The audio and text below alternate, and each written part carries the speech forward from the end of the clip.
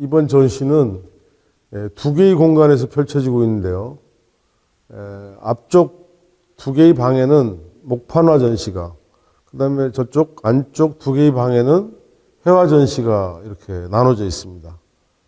제 작업이 목판하고 회화를 병행하기도 하기 때문에 그렇고요. 이 버건디 바탕에 벽에 있는 요 목판화실은 두 개로 나눠져 있는데, 지금 제가 서 있는 이 앞쪽 전시실은 주로 1980년대 말에 제작했던 한 30년쯤 지난 옛날 작품들입니다. 그러다가 제가 그 사이에 목판화 작업을 안 했었어요. 최근에 2018년부터 다시 목판을 시작해서 최근에 만들어진 목판 작품은 이 뒷방에, 두 번째 방에 전시가 되어 있습니다.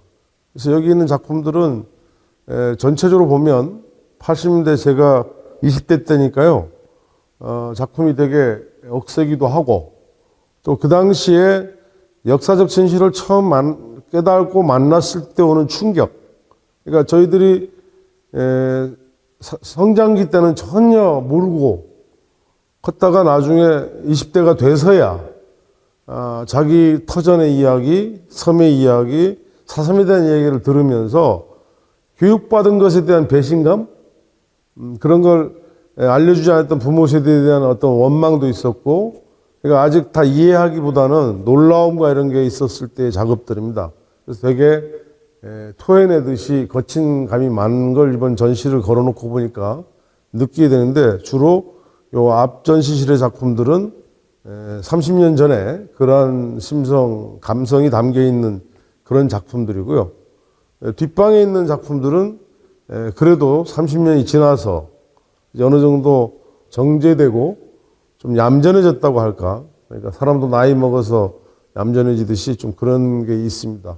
그래서 이번 목판화는 두 개가 서로 한 30년의 시차를 두고 있다는 거 감안하시고 보시면 좋겠습니다. 이쪽에 걸린 작품들은 주로 제 판화 작업에서 가장 초기에 했던 작품들이 주로 여기 있습니다. 좀 작은 작품들이고요. 요거는 제가 군에 있을 때 운천 초등학교 아이들의 그 공업판을 사다가 청테이프로 붙여서 그때 했던 최초의 작품인데, 소설가 hengi영 선생의 순이삼촌이라는 북촌 학사를 다룬 그걸 테마로 해서 했던 작품입니다. 그리고 여기 있는 뒤에 있는 작품들은, 여기에 새벽을 기다리며 이런 작품들은 사실은 제가 학부 때 고민하는 그런 모습들을 상상을 해서 했던 것들이고요. 그 다음에 여기 제주도 사람들의 표정이라든가, 그 다음에 이제 죽창과 이런 거를 상징처럼 이렇게 해본 것도 있고요. 여기 보면 주로 여성분들의 얼굴도 많이 나오고, 제주도 사람들의 얼굴들을 담으려고 이렇게 했던 거예요. 이 중에 이제 한라산이나 한라산 낮춤 같은 투점, 저 정도는 사삼 항쟁을 직접 다뤄서 사삼의 그런 이야기를 전달하고자 했던 그런 작업이고, 나머지 작품들은 어쨌든 초기 작품이고 주로 이때는 공우판으로 본격적인 사삼 작품을 하기 전에 했던 작업들이 주를 이루는 고전시 작품들입니다. 이쪽에 아들의 총은 실제하지 않는 광경이죠. 실제로 사삼 이후에 살아남은 사람들이 사진 한 장도 남기기가 힘든 시대를 살았는데, 저항했던 총까지 남아있을 리는 없죠. 제 입장에서는 이런 그 항쟁에 대한 기억, 젊은 아들은 죽어버리고 나이 든 아버지가 이제 그 아들을 기억하는, 이때 이 총은 사실은 사삼 항쟁을 상징하는 일종의 그런 거라고 보시면 될 겁니다. 그래서 실제하지 않는 광경이지만 이렇게 한번 표현함으로 해서 항쟁에 대한 기억이 어쨌든 제도 사람들 머릿속에 각인돼 있다는 걸 표현하고 싶다 할까요? 그런 의미로 작업을 했던 거고, 이쪽에는 이 3대라는 작품은 사삼 항쟁 때 총을 들었던 그 애비와 그 다음에 그로부터 40년, 50년이 지나서 군부 독재 치하에서 총을 잡아야 했던 손자가 이제 그 사삼 때 총을 들었던 남편은 죽어버리고 할머니가 돼 있는 그 분을 가운데 두고 사삼의 어떤 항쟁의 기억, 또 반복되는 어떤 항쟁, 저항. 제주도 같은 경우는 그 섬이라는 격절된 공간 속에서 외부 공간으로부터의 침탈을 많이 받았죠. 중앙 왕조로부터 침탈받은 건 뭐 기본이고요. 그러니까 한반도의 고대 왕조들, 예를 들면 고구려, 백제, 신라하고 다 관계가 있었어요.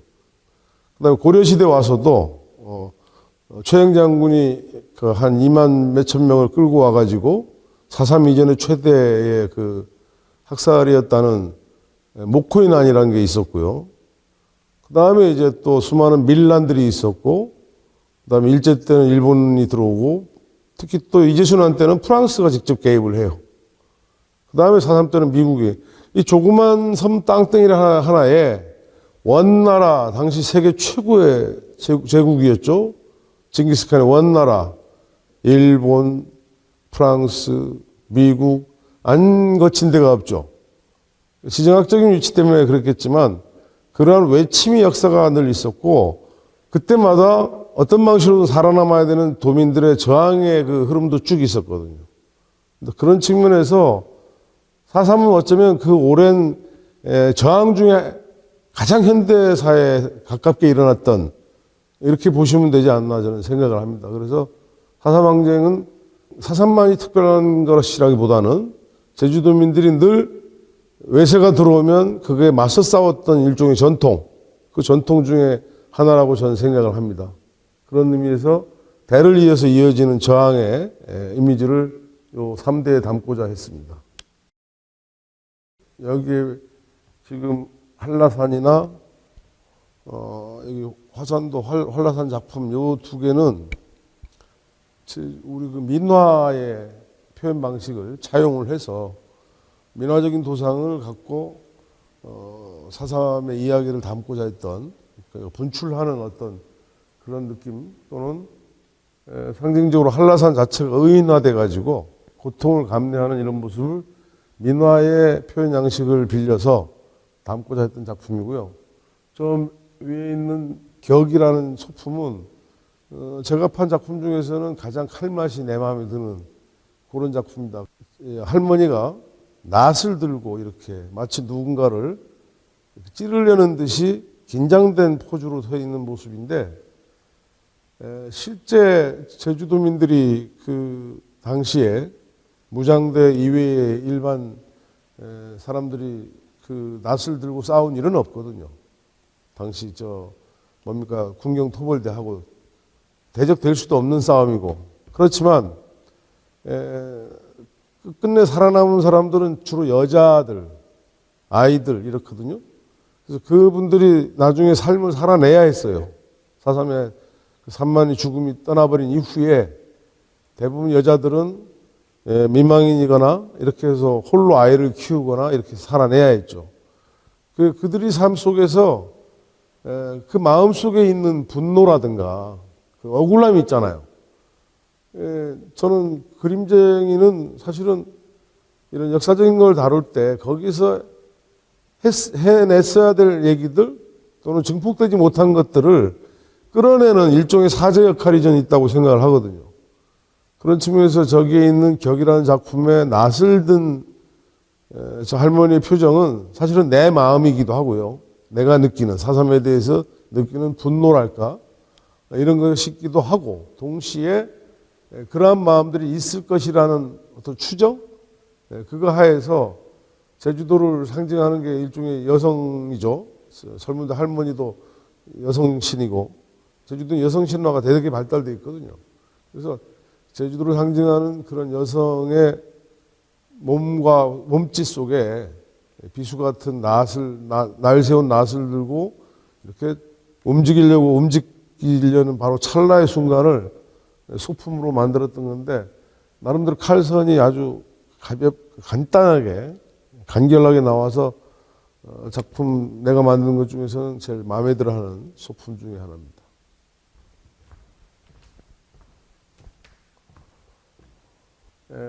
저 오른쪽 끝에 있는 저 오름광 저 드루도라는 이 작품은 4.3 40주년 때 40년이 지난 그 유족의 모습을 뒤에 있는 오름을 이렇게 배경으로 해서 팠던 판하고요. 40년이 지난데도 그때 아무것도 해결이 되지 않았던 때죠. 40년이면 1988년입니다. 그때 우리나라에서는 올림픽 한다고 그렇게 할 때 유족들은 타들어가는 가슴을 안고 4.3이라는 말도 뱉지 못하고 살았었거든요. 그걸 새긴 작품이고요. 그다음에 통곡의 세월이나 이것도 뭐 그런 걸 대변하고자 하는 작품이고, 요 뒤에 있는 까마귀 2라는 작품은 그 다른 작품에도 저는 종종 씁니다만은 여기 육지에서는 당산이라고 표현을 하는데 제주도에서는 이제 거욱대라고 해서 민간에서 세운 돌탑을 얘기하는데, 이 의미가 마을의 허한 곳에 세우는 비보풍수의 산물인데 돌을 쌓아서 거기에 돌로 만든 새 같은 거를 나쁜 것이 들어오는 방향으로 이렇게 놓으면 마을 안에 나쁜 기운이 들어오지 않는다 해서 막는 일종의 앵마기 탑이거든요. 그 앵마기 탑을 저는 4.3이 다시 이렇게 반복되지 않는 일종의 그런 염원, 그 지독한 그 학살과 아비규환의 역사가 반복되지 않도록 하는 염원 때문에 가끔 차용을 합니다. 그래서 뒤에는 죽창을 들고 낯을 들었지만 이제 목이 없는 모습에다가 이런 걸로 작품 만들었고요. 그 다음에 여기 뒤에 토민 골갱이는 사실은 농기구죠. 그러니까 군인들이나 무장들은 병장기를 쓰지만 옛날에 그 밀란의 주인공들이나 항쟁의 주연들은 농기구를 들고 일었었거든요. 그래서 농기구는 사실은 생명을 일궈내는 무기이기도 하지만 그러한 그 삶을 위험으로부터 나를 지킬 수 있는 또 다른 삶의 무기인 게 또 이런 농기구거든요. 원래는 농사 짓는 도구지만 이런 시기에는 그러한 상징으로 저는 많이 썼습니다. 저희도 골갱이라 그러는데 여기서 낫이라 그러죠. 이게 많이 등장하는 이유가 사실 우리가 가진 무기는 이거밖에 없는 거죠. 농기구가 갖고 있는 상징성도 저는 있다고 보는데, 저쪽에 있는 이렇게 아이를 안은 어머니의 절규하는 모습, 거기 손에도 낫이 달려 있고요. 여기에 이렇게 말은 못하지만 지그시 응시하는 시선 아래에도 이 날이 베려진 이런 낫이 들어 있습니다. 그다음에 여기 두 작품 이거는 이제 제주 섬을 이렇게 막아서는 이러한 그 땅지킴이랄까 뭐 이런 의미에서 팠던 건데, 유일하게 남자 주인공으로 이렇게 만든 작품 많지 않은데 그렇게 만들어 봤었어요. 그다음에 이쪽 것도 이제 죽창과 저런 오름 이런 거를 제주도를 상징하는 거죠.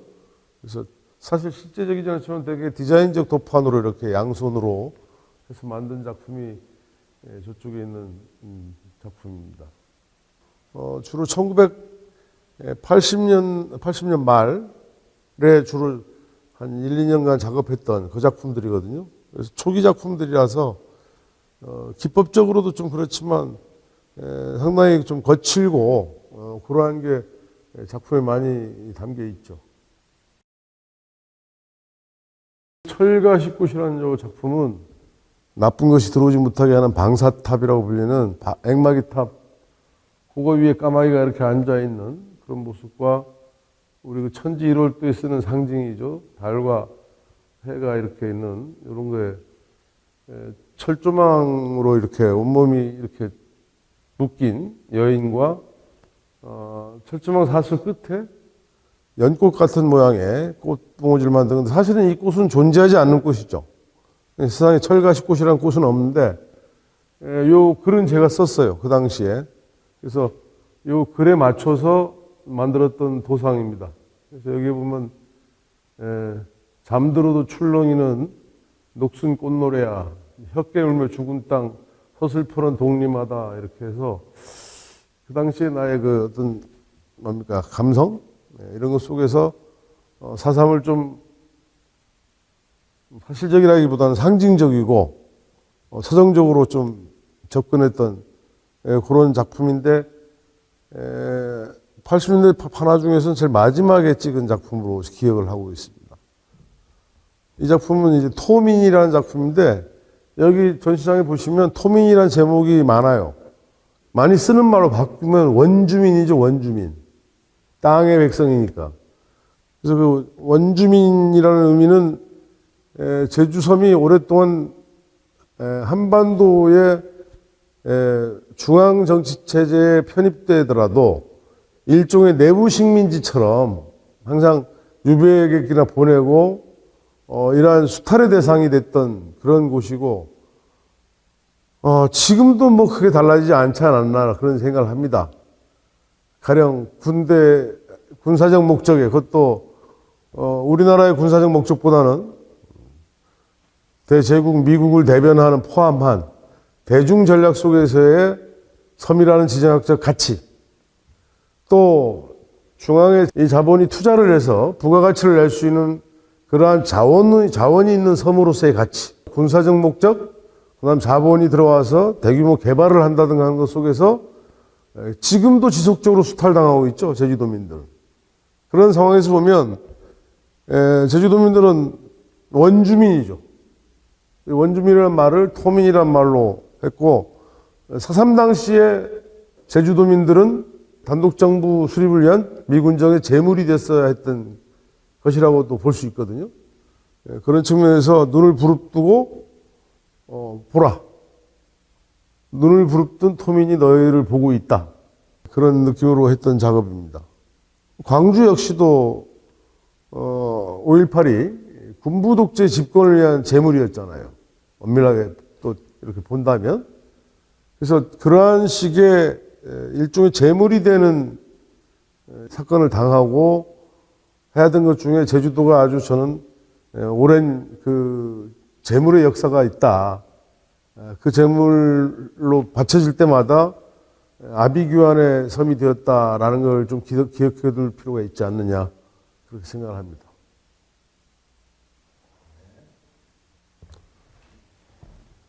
지금 여기에 있는 통곡이라는 작품은 그 당시에 좀 제주도에서 제일 비일비재했던 풍경 중에 하나가 아닌가.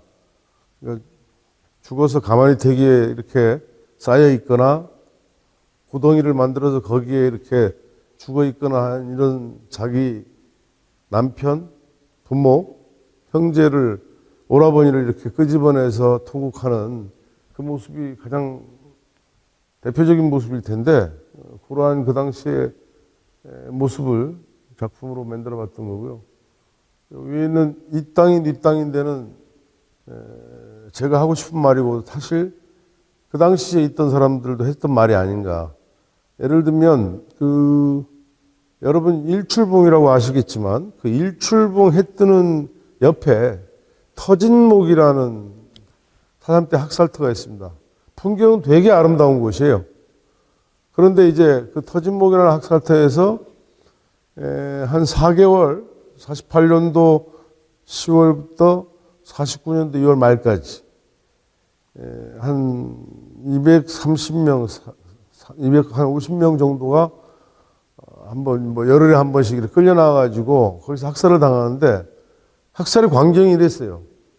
삐삐선으로 묶어서 저쪽 해 떠오는 성산 일출봉 쪽을 바라보게 해서 일렬로 무릎 꿇린 다음에 뒤에서 총을 쏴서 죽이거나 죽창으로 찔러 죽이거나 이랬죠. 근데 죽기 바로 직전에 앞에 거대한 암벽처럼 서 있는 게 어스름 속에 뭡니까? 성산 일출봉의 덩어리죠. 화산괴. 그리고 조금 있으면 이제 어스름처럼 해가 떠오를 때 그 순간에 그 죽임을 당하기 바로 직전에 거기에 삐삐선에 묶여서 와서 정말 억울하게 죽어야 했던 그 사람들이 머릿속에 어떤 생각을 했을까? 그 사람들한테 과연 국가가 무엇이고 또 내가 왜 죽어야 되는지도 모르는, 그리고 이 땅이 네 땅인데 내가 죽느냐 라는 그러한 질문을 던지지 않았을까 라는 생각을 해보게 됩니다. 그런 일들이 섬 곳곳에서 비일비재하게 일어났었는데 이 땅에 살면서 쭉 대를 이어왔던 사람들이 어느 날 총칼을 들고 들어온 그러한 그 압제자에게 이렇게 영문도 모르고 설명도 못 듣고 이렇게 해서 갑자기 죽어야 됐던 사람들에 대한 걸 한번 그런 식으로 표현을 하고자 해봤고요. 여기에 있는 요 죽창도 실제 할머니들이, 제주 여인들이 죽창 들고 싸우진 않았죠. 그렇지만 그런 마음을 대리해서 이렇게 표현한 작품입니다. 그다음에 여기 있는 성조기, 어떤 성조기라는 작품은 이게 80년대 그때 작품 제작한 건데, 그 당시는 사실은 4.3을 꺼내는 게 쉽지 않았던 시대죠. 4.3이란 말을.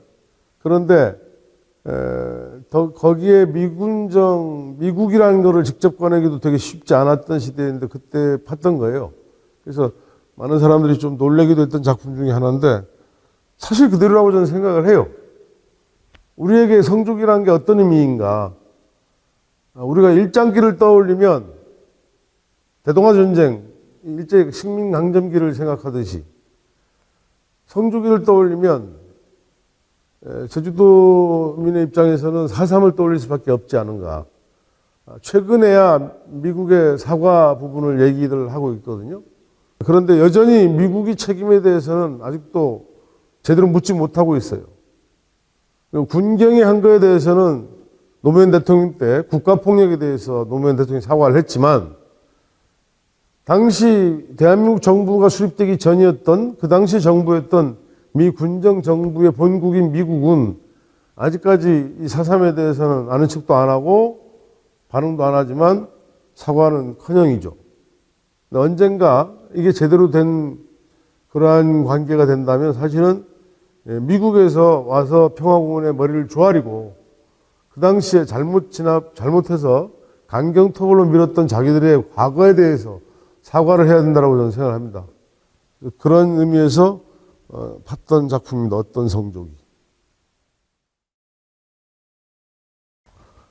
이 두 번째 방의 작품들은 최근 작품들인데요. 맨 처음에 걸려있는 작품은 이제 한라산 그 왕감봉이라고 한라산에 주봉 바로 밑에 있는 곳이 있는데요. 거기에 인민유격대원들이 이렇게 산에서 활동하는 그런 모습을 한라산 주봉인 백록담 바로 밑에 있는 그거와 연결을 시켜서 표현을 해본 거고요.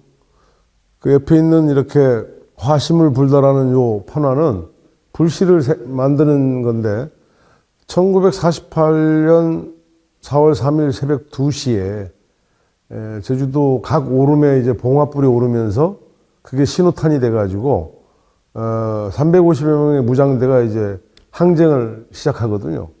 그 당시에 좀 디테일하게 보면 그 전날 비가 와서 초지대가 전부 젖어 있었다고 기록이 있거든요. 그래서 제주도에는 그 예전에 목동, 태울이라고 하는데요. 마소를 키우는 목동들이 불씨를 저장하고 다니는 도구가 있었어요. 억새의 어린 꽃을 한 1m 정도 된 거를 모아서 꼬아가지고 따서 칡줄로 묶어서 동그랗게 말아서 한 대여섯 개 허리춤에 차고 그래서 야지에 나가면 성냥이 없을 때부터 온 전통이죠. 거기에 불씨를 보관하면 이게 비가 와도 맞지 않고 불을 일으킬 수 있는 도구가 되는데 아마도 4월 3일 날 봉화불을 올리기 위해서 올라갔던 전사들은 그날 옛날부터 썼던 화심을 이용해서 회를 이용해서 불씨를 일으켜서 신호를 올리지 않았나 그렇게 생각하고 그 당시에는 소총이 5자루도 안 됐다고 그래요. 350명이 무장항쟁을 일으킬 때. 그래서 죽창을 주로 많이 했었죠. 나중에 총들도 뭐 빼쓰고 여러 가지 만들었지만 그런 걸 생각해서 만든 작품입니다. 화심을 불다. 그다음 이쪽 뒤에 있는 무장대원들이 밀림에서 한라산 밀림에서 죽은 동지의 죽음을 이렇게 슬퍼하고 추모하는 그런 장면을 상상해서 만들어 봤고요. 요 아래쪽에 있는 산정의 전사들이라는 작품은 눈 쌓인 그 한라산 능선을 타고 이동하는 유격대, 무장대 그 모습을 상상해서 그려본 건데, 이 옆에 새겨진 글은 제주도 빨치산의 노래라는 이름으로 유명한 노래예요, 노래. 그 당시에 제주도 빨치산 유격대들의 노래죠. 그거를 새겨놨고요. 그다음 저 아래쪽에 있는 그 우장전사라는 작품은 제주도는 예로부터 비가 많아서 일반 보릿집이나 이런 걸로 저 볏집으로는 비를 가릴 수가 없어요. 하도 비가 많이 오니. 그래서 주로 띠를 이용합니다. 띠를 이용해서 지붕도 덮고 띠가 이제 더 견고하게 비를 이렇게 흘려보낼 수 있기 때문에 그 띠로 만들어서 엮은 거를 여기서는 육지부에서는 도롱이라 그러죠. 도롱이. 그런데 저희도 우장이라 그래요. 그래서 비 올 때 입는 이런 건데 비옷이죠. 그 당시에 토벌대들은 군경 토벌대는 어쨌든 미군에서 나눠준 판초 우위라는가 이런 거 있죠. 비옷. 그걸 입고 토벌하러 다녔지만 당시에 그런 걸 보급받을 수 없었던 무장대들은 뭘 입었을까? 제주도는 특히 하기에는 비가 많이 오잖아요. 이제 장마 있고 또 워낙 또 비가 많은 동네라서 우장을 입고 했을 것이다라는 상상으로 우장을 쓴 발치산 전사를 한번 표현을 해봤습니다. 그다음에 오른쪽에 있는 동포약설을 거부한다는 작품은 여수 14연대의 여수 순천 항쟁이죠. 여순 항쟁에 전시회에 초대돼서 거기에 출품하려고 팠던 건데 여순 사건과 제주 4.3 항쟁은 사실은 동전의 양면이에요. 그러니까 제주도에 4.3 항쟁이 일어나지 않았다면 여순 사건도 일어나지 않았죠. 왜냐? 여순 사건의 출발점이 4.3 항쟁으로 촉발된 제주도 사태를 보다 빨리 진압하기 위해서 여수에 있는 14연대를 이동시켜서 제주도에서 투입해서 진압하려고 했던 계획에서 비롯된 거죠. 그런데 이제 당시 여순에 있던 14연대 장병들은 우리는 동포의 학살을 거부한다. 우리 제주도 인민들을 우리가 가서 죽일 수 없다라고 해서 표면적으로 어쨌든 그렇게 깃발을 내걸고 당시의 명령을 거부하고 한동안은 반란이라고 표현했지만 어쨌든 그런 그 저항을 하죠. 그렇게 해서 여순 그 부둣가에 있는 부대에서 여순 시내를 통해서 열차를 타고 다시 올라가는데 지리산을 목표로 해서 가버리고 그렇게 가버리고 난 다음에 이제 여수 순천이 쑥밭이 되죠. 여수 순천만 해도 15,000명에서 20,000명 정도의 희생자가 났으니까 좀 제주도로 인해서 비롯된 그러한 또 역사 사건이기도 하거든요. 그래서 당시 14연대의 그러한 구호와 여전히 여순 항쟁 역시도 실체가 아직 드러나지가 않았죠. 최근에 여순 특별법이 만들어져서 이제 시작되겠지만 여전히 아직 역사적 진실이 드러나지 않았다는 측면에서 얼굴 없는 전사로서 목만 있고 머리가 없는 이런 작품으로 표현을 해봤습니다.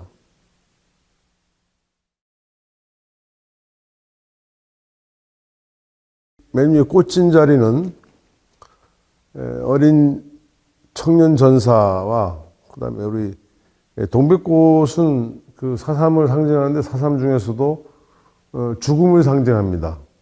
왜냐하면 동백꽃이 통꽃으로 떨어지잖아요. 다른 꽃들은 꽃잎으로 벚꽃은 막 휘날리는데 마치 이렇게 목을 툭 치면 떨어지듯이. 근데 어쨌든 그 나딘군은 동백은 수많은 젊은 전사들의 죽음 이런 걸 상징하는 소품으로 팠던 거고요. 이 아래 있는 양대못의 세 여인이라는 요거는 실제로 이 중에 한 사람이 지금 돌아가시지만 썼던 글에서 얻은 테마거든요. 오른쪽에 있는 분이 김동일 씨라고 저자이기도 하죠. 그 다음에 가운데가 김옥희 씨, 그 다음에 이쪽이 한금자 씨인데 이 셋이 이야기가 들어있어요. 이 셋이 이야기가 4.3의 어떤 하나의 스토리가 되기도 하는데요. 저 가운데 앉은 김옥희라는 분은 이 둘보다 나이가 좀 있는 분이에요. 저기는 30대고 아래에 있는 그 세라복을 입은 둘은 당시 조천중학원 1학년 학생들이에요. 그 당시에 이 조천중학원 학생들은 당시 이제 무장항쟁에 참여했던 이런 분들의 문서연락병 역할을 하면서 이렇게 산과 연계돼서 활동을 했었고, 저기 김옥희 씨는 그 당시에 조천 여맹위원장 같은 거죠. 이런 활동을 해서 상당히 열정적으로 활동을 했던 분들인데, 이 김옥희 씨의 부친은 김시범 씨라고 제주도에 1919년 3.1 운동할 때 제주도에서 3.1 그 운동, 만세 운동을 일으킨 독립운동가의 딸이에요. 그 다음에 이쪽에 있는 김동일 씨는 그 같은 가계지만 일제 내내 항일 운동을 하다가 해방을 못 보고 안타깝게 돌아가신 분의 딸이고요. 지금 이쪽에는 한금자 학생은 자기 그 어머니가 당시 여성동맹 위원장을 했던 이러한 그 일종의 상당히 열렬 활동가들이기도 하죠. 그래서 어떻게 보면 독립운동가의 후손은 망하고 친일파의 후손은 흥한다는 이 양식이 이 계산법이 통한다면 바로 이러한 일들 때문에, 그러니까 이 당시 독립운동가의 딸들은 다시 해방이 돼가지고 나라가 어지럽고 그러니까 다시 항쟁의 길로 나섰는데, 이 세 분 다 정상적으로 우리가 편안하게 살지 못한 분이죠. 얼마나 기구하냐 하면 이 세 사람은 여기 그 당시에 48년도 겨울이죠. 겨울에 이제 이미 그 마을과는 완전히 그 토벌대가 격리작전을 벌여가지고 마을에 돌아가지도 못해서 산 쪽에 이제 숨어 있으면서 피신해 다닐 때 장면이고, 요 양대못이라는 그 지명이 있어요. 조천 마을의 중산간 지역인데, 거기서 겨울을 지내고 이제 햇빛을 맞으러 진달래 피는 바로 그 시기죠. 그때 3월 초중순쯤 되겠죠. 나와서 진달래 꽃을 꺾고 앉아있는 모습을 상상해서 제가 만들어 본 건데, 김동일 씨의 그 기록으로만 보면 이분은 조천중학원 1학년생인데 이렇게 문서 연락병 하면서 하다가 나중에 이날 햇빛을 쬐고 나서 며칠 있다가 이 셋이 다 잡힙니다. 토벌대에 잡히고, 김옥희 씨는 총살당해서 죽고, 두 어린 학생들은 어리니까 끌고 가서 가막소에 놓고 나중에 이제 육지부 형무소로 보내요. 둘 다 광주 형무소로 옵니다. 이곳 광주 형무소로 와서 있다가 여기서 너무 어리고 그러니까 풀려나죠. 지금 그 김동일 씨는 친척분이 외삼촌 쪽이죠. 그쪽이 지금 진도에 살아요. 진도에, 그 당시에 한금자 학생의 또 먼 친척 할아버지는 광주에 살았다 그래요. 그래서 광주 형무소에서 풀려나와 가지고 있었는데 6.25가 터져요. 6.25가 터지고 이제 인민군대가 막 밀려 내려오잖아요. 그래서 진도에 가 있던 김동일 씨는 제주도에서 무장대 활동을 했었다는 그 기록 때문에 다시 진도 그 인민위원회 거기에 이제 활동을 하게 돼요. 그렇게 해서 활동을 한 달여쯤 했나 싶으니까 다시 이제 인천 상륙작전이 벌어지고 후퇴하잖아요. 후퇴할 때 다시 광주로 나주로 나와가지고 있는데, 그래서 이분은 다시 지리산으로 들어갑니다. 지리산으로 들어가서 지리산에서 빨치산 활동하다가 거기서 잡혀요. 잡혔지만 너무 그때도 어린 나이니까 제주도로 돌아가서 2년을 더 사는데, 동네 사람들이 예전에는 잘한다 하던 분들이 학살이 일어나고 마을이 초토화되고 하니까 이렇게 활동가 했던 사람들을 보면 빨갱이라고 욕하고 폭도라고 해서 살 수가 없죠. 그래서 다시 목포로 나와가지고 목포에서 남편을 만나고 그분과 함께 일본으로 가서 오사카에 있다가 동경에서 평생 해서 거기서 생을 마치는 분이에요. 그래서 제주도에도 사상 70주년 때 방문단으로 해서 오기도 했었고, 그런데 이거는 이 세 사람 중에 한 사람 얘기만 한 거죠. 이 한금자 씨도 지리산 빨치산 활동을 하다가 희생됐다고 하는 얘기를 멀리서 들었다고 합니다. 그래서 이 자그마한 그림 안에 그 당시에 어린 소녀였던, 꿈도 펼쳐보지 못한 그 시대에 휘말리고 그 시대의 거대한 대하의 흐름 속에 휘둘렸던 어린 학생들의 이야기를 누군가는 전해줘야 되지 않겠는가. 그렇게 해서 이렇게 새겨본 작품이고요. 그다음에 여기 저 오른쪽에 있는 투점, 여기 박진경 대령과 문상길 중위를 작업한 건데요.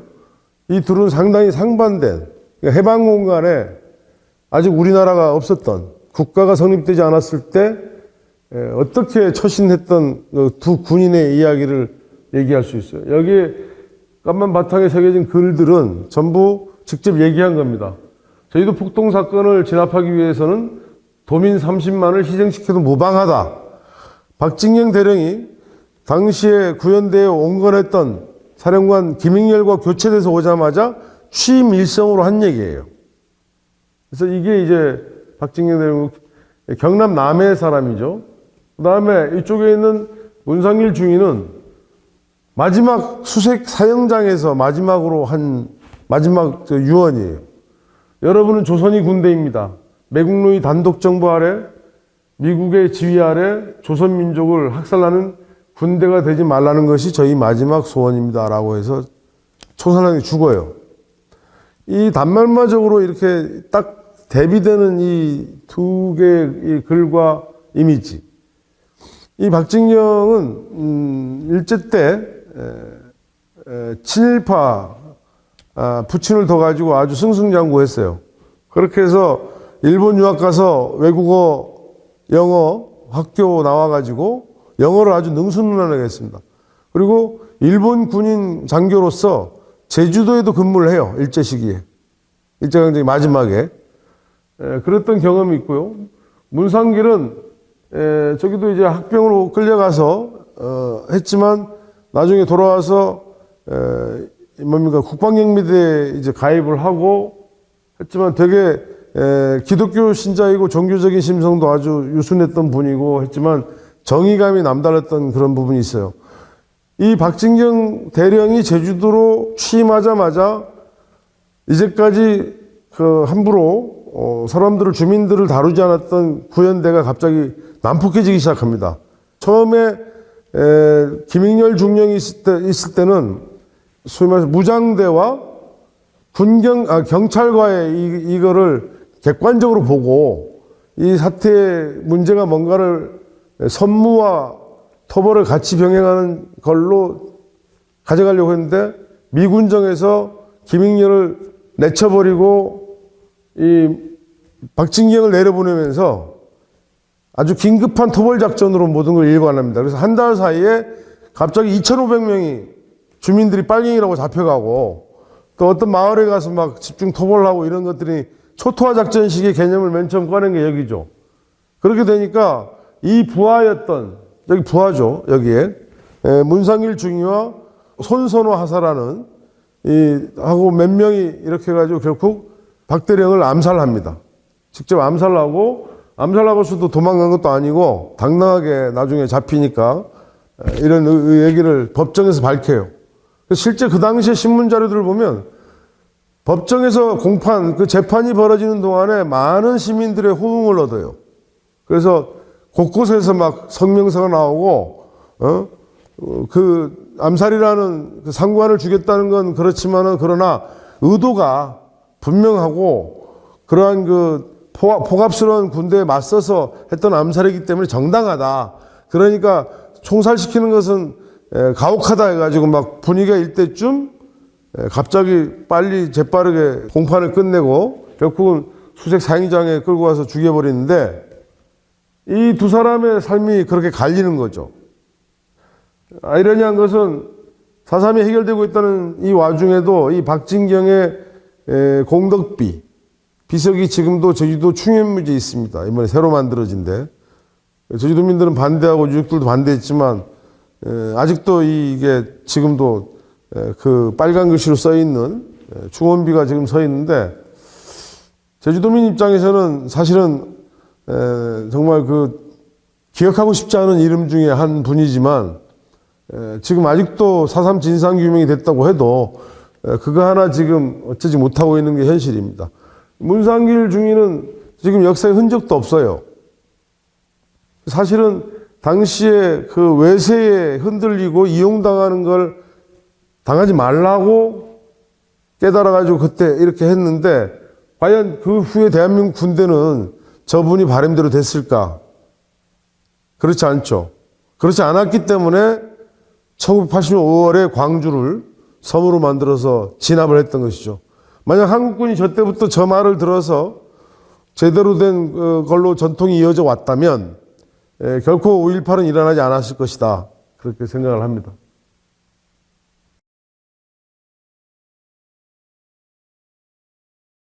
여기 있는 산정의 전사 문서연락병 산군은 당시 추운 겨울에 이제 산에서 활동하던 산 사람들을 표현한 거고요.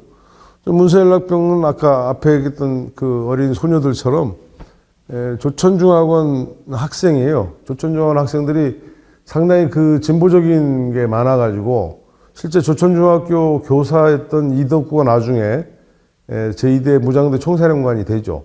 그래서 이덕구는 근데 수업 시간에 그런 얘기를 전혀 가르치거나 하진 않았다는데 조천 지역이 원래 항일운동의 제주도에서는 뿌리거든요.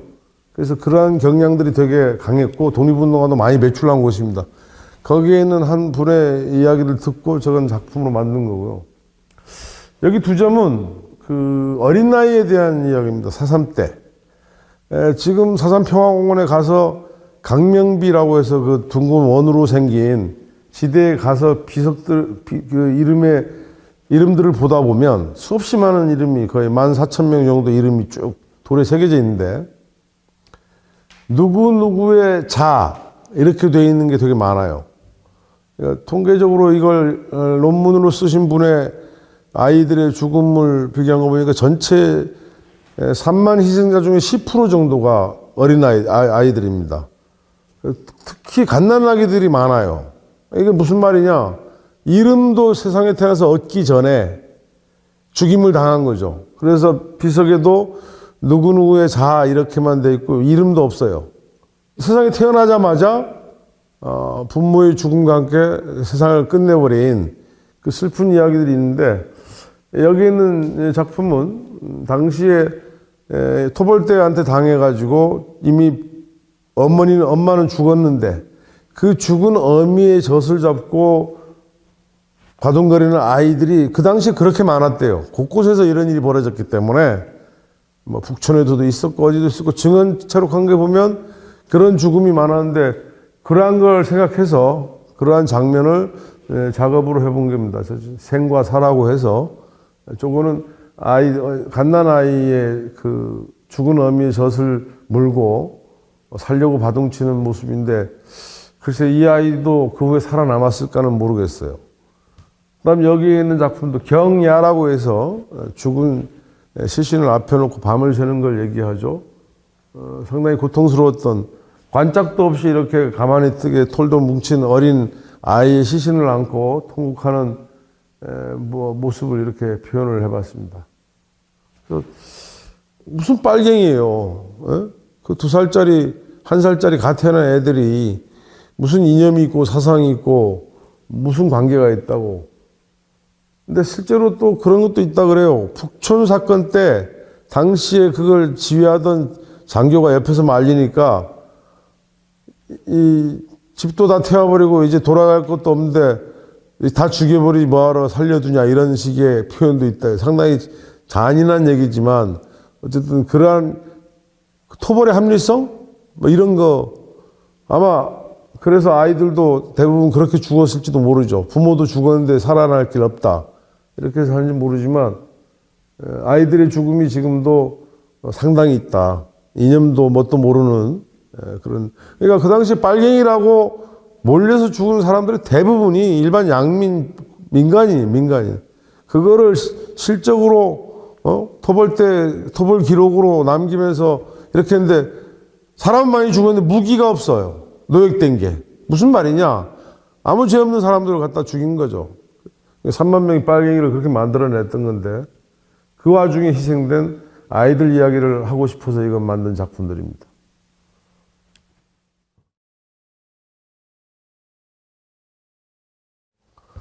네, 여기 두 작품인데요. 위에 있는 돌담이 있고 까마귀 떼가 나는 이 모습은 그 4.3의 진실을 세상에 알린 최초의 작가죠.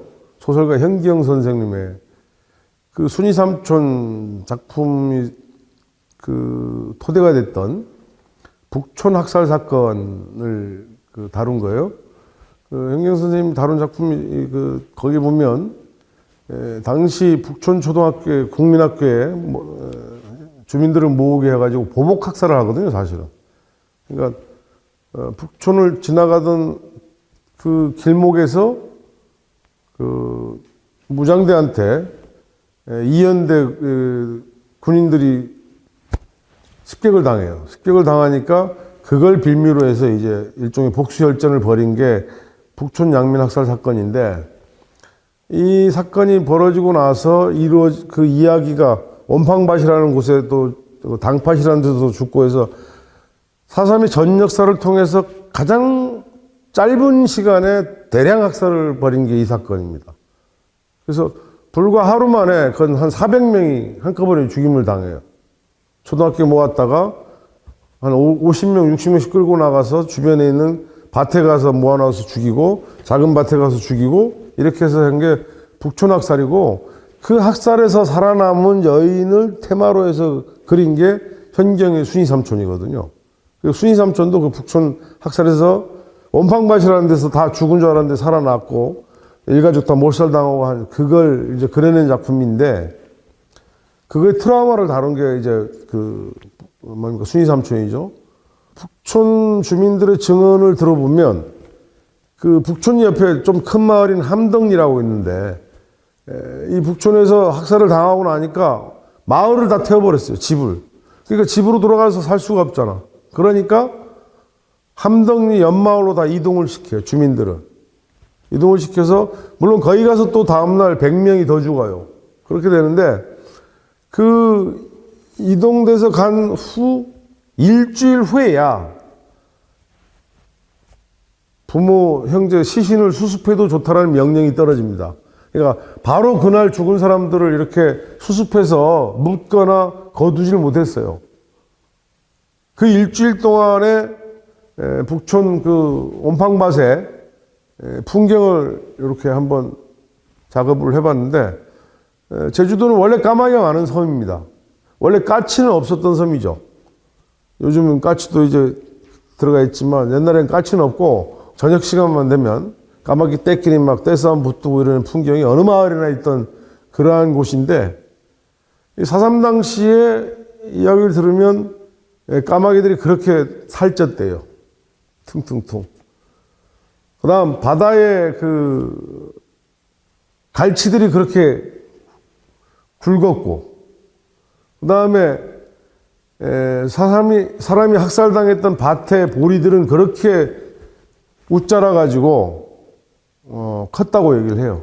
그래서 그 당시에 사람들은 갈치도 안 먹었고, 그 사람이 죽었던 밭에서 난 보리는 거두지도 않았다고 그런 얘기를 심심치 않게 하는데, 그 원팡밭의 일주일 기간 동안의 풍경을 한번 이렇게 까마귀 떼들이 이렇게 있는 모습을 표현을 해봤고요. 아래는 이제 불복산이라는 작품, 제목의 작품인데, 이 불복산은 사실은 복종하지 않는 산이라는 말이죠. 근데 불복산은 여러 산에 별명처럼 붙어 있습니다. 이 광주 무등산도 그렇고요. 대표적인 게 우리나라 구월산, 지리산, 한라산도 불복산이라는 이칭이 있어요. 불복산은 뭐냐? 왕주시대 때부터 그 왕조의 이 학정에 못 이겨서 일종의 산채처럼 그걸 거부한 사람들이 저항하는 근거지가 됐던 산들이죠. 제주도 한라산도 일종의 불복산이라는 별칭이 있는데, 불복산이 있는 모든 산들은 사실은 그러한 저항의 뿌리가 됐던, 터전이 됐던 산이다. 그런데 있는 사람들을 산사람이라 부르죠. 제주도 역시도 우리가 아름다운 한라산 하지만 사실은 불복산의 그 역사가 있다. 그걸 작업으로 이렇게 표현을 해봤습니다. 이 두 작품, 여기에 있는 아들의 죽음은 아까 저 앞 전실에 있던 아들의 총과 같은 의미라고 보면 되는데, 당시에 젊은 사람들은 다 죽어나갔죠.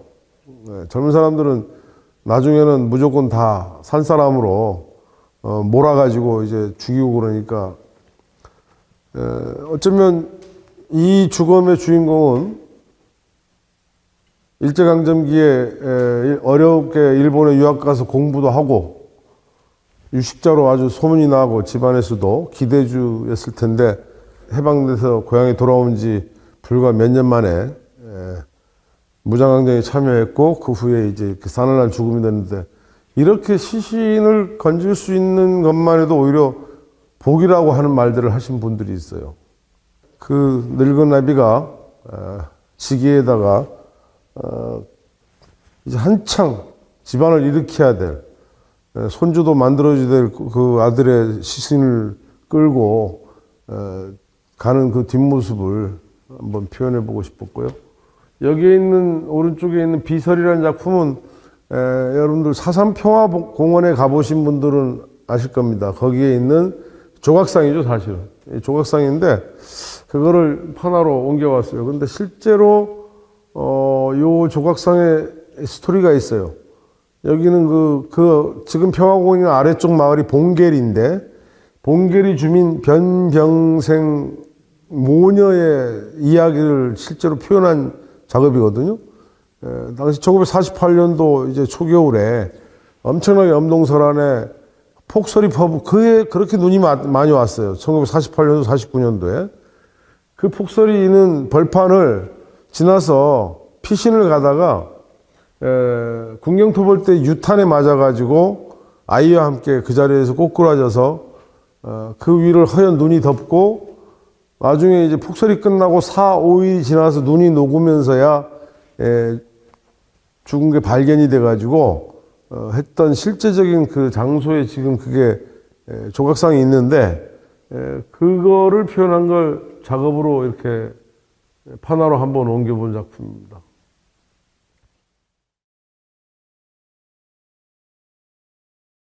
이 작품은 그럼에도 밭을 일구다라는 제목의 작품인데요. 4.3 이후의 후일담들을 들어보면 그렇게 유복자, 유복녀가 많습니다. 군경토벌이 강화되면 초토화 작전이 벌어지면서 수많은 인명이 이제 해를 당하게 되는데, 그래서 그러한 사람 중에 한 사람을 이렇게 예를 들어서 작품을 한 거죠. 때로 미루어 본다면 1950 한 1, 2년도 4.3이 48년도에 발생했고요.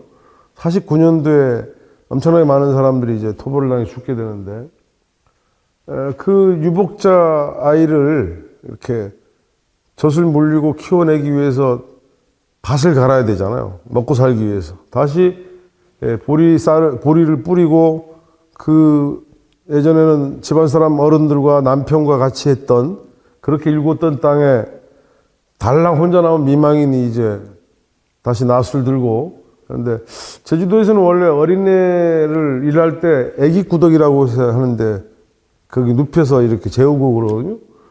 그러면 예전에 노동력이 딸릴 때는 저희들 어린 때도 많이 봤고 실제로 우리도 그렇게 컸습니다만은, 애기구덕을 밭에 들고 가요. 밭에 들고 가서 밭 구석에 놔서 아이를 눕히고 나서 여기서 자기는 자기대로 밭일을 하죠. 그러다 울면 가서 전 먹이고 이랬던 게 일상적인 거였는데, 이제 4.3 사건이 발발하고 나서 먹고 살기 위해서 밭을 일구어서 곡식을 다시 거두어야 되기 때문에 일하러 나왔는데, 그 유복자인 아이는 적이 칭얼대면서 구독 속에 있지만 예전에 그 사건이 항쟁이 발발하기 전에 왁자지껄했던 수누로서 같이 여러 사람이 일하던 그런 풍경이 아니라 산도 헐벗고 밭도 헐벗은 이 와중에도 그럼에도 불구하고 밭을 갈아서 살아내야 되는 젊은 여인의 그 모습을 판화로 새겨본 겁니다. 이 작품은 수장이라는 작품인데요. 물에 장사 지낸다는 말인데 장사 지낸다는 말은 사실 맞지 않죠. 학살을 해서 물에 잠겨버린 거죠. 4.3에 여러 가지 죽음이 있습니다. 뭐 총살형, 그다음 뭐 죽창으로 찔러 죽인 다음에 안매장해, 뭐 여러 가지 있는데 이 수장은 4.3의 죽음의 형태 중 가장 비열하고 은밀한 죽음이라고 얘기를 해요.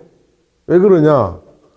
캄캄한 밤중에 경비정에 태워서 바다 한가운데 나와가지고 이렇게 사람을 꽁꽁 묶은 채 큰 돌들을 묶어가지고 바닷속에 넣어버리면 그 본 사람 아무도 없는 거죠. 그리고 이제 그렇게 내려간 시신들은 이 나중에 땅에 묻힌 사람들은 세월이 지나서 60년, 70년에서 발굴하면 뼈라도 있어요. 뼈에서 있는 사람들도 죽은 상태를 다 알 수 있어요. 발굴하는 현장에 가보면.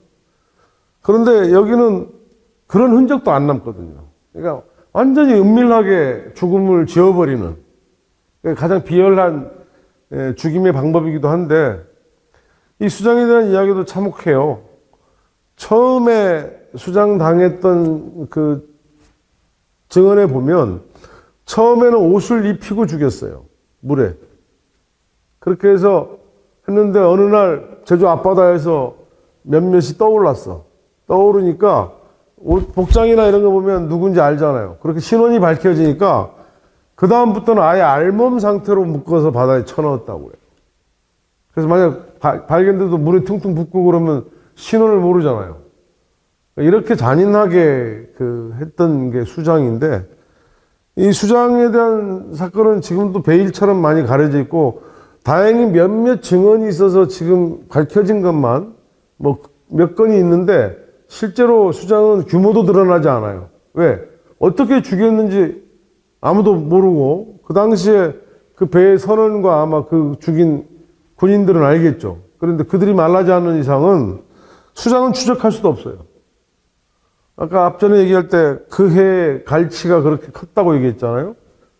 이렇게 수장된 사람들을 뜯어먹고 했기 때문에 그랬겠죠. 그래서 그 몇 년 동안 제주 사람들이 갈치를 안 먹었다는 이야기가 그래서 나왔을 것인데 어쨌든 가장 은밀하고 비열한 그러한 죽임이었던 이 수장에 대해서 작품으로 새겨야겠다 해서 한 점 새겼던 겁니다.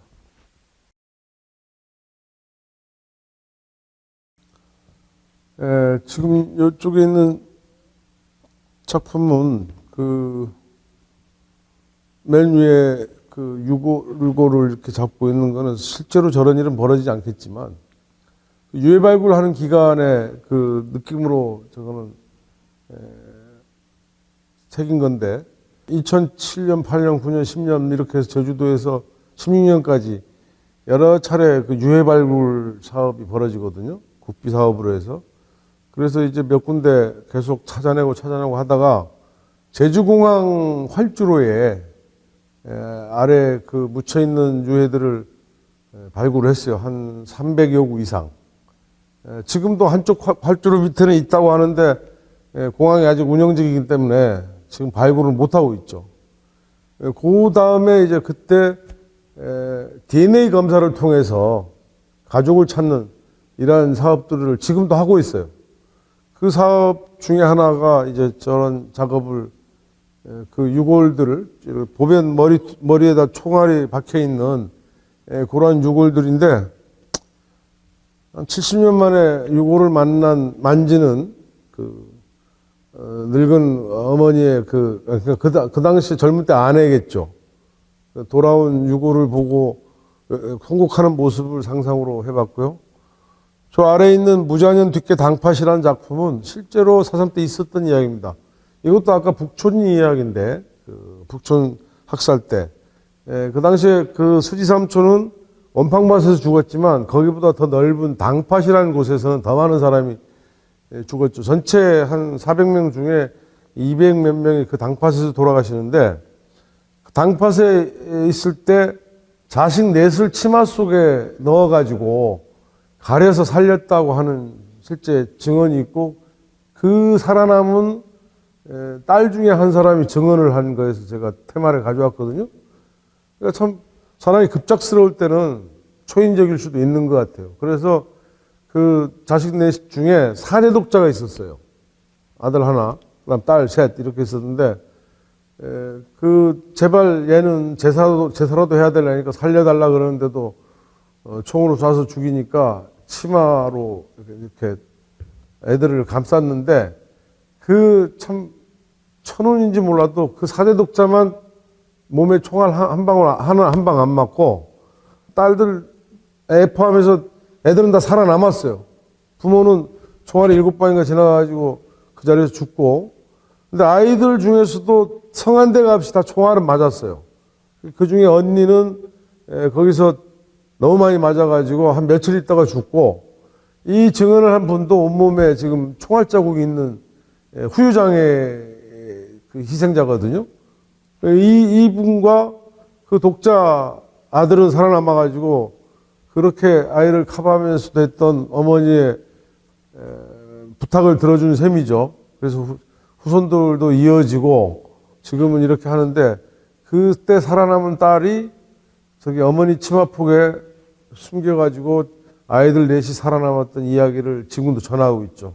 그걸 작업으로 했던 거고, 요거는 꽃진자리, 아까 꽃진자리 앞에도 설명을 했습니다만은 어린 그 미망인의 모습을 작업으로 파본 거고요. 요 옆에 있는 두무인 명상도라고 해서 이 작품은 2018년, 그때는 제가 본격적으로 목판화를 다시 하지 않을 때인데, 그때 오랜만에 처음 다시 작업을 했던 건데, 이 당시에 사람 70주년이죠. 70년이 돼가지고 그걸 기념하는 해이기도 한데, 통상적으로 4.3은 이제 법적, 제도적 해결에 들어갔고, 지금 보상이라는 이름하에 배상이 이루어지고 있잖아요. 그렇게 되고 있지만, 과연 그러면 4.3은 잘 해결되고 있는가? 뭐 세계사적으로도 4.3은 역사청산의 올바른 모델 중에 하나라고 학자들 중에 평가하는 사람들도 계세요. 그런데 뭔가 놓치고 가고 있다. 뭘 놓치고 가고 있느냐? 4.3이 지금도 이름이 없어요. 4.3 사건입니다. 사건. 광주 5.18 민주화운동, 동학농민혁명, 동학농민전쟁, 뭐 이렇게 주체와 성격이 들어가 있는 이름이 부여될 때 비로소 역사적 사건으로서의 이게 정리가 되는데, 4.3은 지금 4.3 사건이에요. 왜 그러냐? 이 항쟁의 주체와 성격에 대해서 규정을 아직도 못 내리고 있기 때문이죠. 그런 와중에 뭐 대통령 사과도 있고 배구상금도 내고 막 이러니까 뭔가 착착착착 되고 있는 것 같지만 가장 중요한 게 빠졌다는 것이죠. 그래서 제가 볼 때 70주년이 됐지만 여전히 4.3은 얼굴 없는 4.3이다. 4.3 평화공원에 가면 전시되어 있는 백비라는 그 작품이 있는데, 백비는 왕조시대에 역적으로 몰려서 감히 후손들이 조상의 이름을 새기지 못해 그냥 빈 비석을 놔둔 걸 백비라 그러는데, 그 백비나 사실 얼굴 없는 그거나 마찬가지죠. 그러니까 4.3이 제대로 해결이 되어 있다면 이 모두는 얼굴의 주인공이 될 수 있겠는데, 특히 항쟁 지도부는 완전히 빠져 있습니다. 지금 4.3의 문제 해결해서. 심지어 올라왔던 위패도 내려버리는 게 있어요. 그러니까 죽어서 이름만 올라가는 것도 배제되어 있거든요. 소위 수계급이라고 해서 한 50여인 이상이 지금도 평화공원에 이 명패종차 걸지 못하고 있어요. 보수 극우들이 난동도 있고 뭐 여러 가지 이유도 있겠지만 여전히 못 들어가는데, 광주 분들이 한번 생각을 해보세요. 만약에 5.18 항쟁 당시에 마지막 도청 지도부들이 망월동에 묻히지도 못하고 이름도 올리지 못하고 있다면 여러분 심정은 어떤가? 물론 4.3과 그걸 등치시킬 수는 없지만 저는 등치하다고 봅니다. 그런 입장에서 봤을 때 여전히 이들은 아직 수계급이라는 이름 하에 법적, 제도적, 역사청산 과정에 완전히 배척당하고 배제당해 있는 이런 상황이죠. 그런 상황이기 때문에 여전히 4.3은 사건으로만 남아있다. 그 사건이 아닌 뭔가 성격과 이름이 제대로 주어질 때 얼굴들도 다시 그려질 거 아닌가라고 해서 70주년 때 새겼던 작품입니다.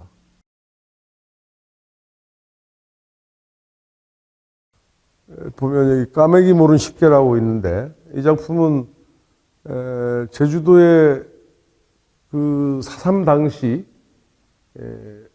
이후에 거의 한 1, 20년 동안 그 행해졌던 일종의 제사를 얘기하는 거예요. 십계가 제주도 말로 십계가 우리 제사라는 말인데 까매기 모르는, 까마귀도 모르게 치르는 제사.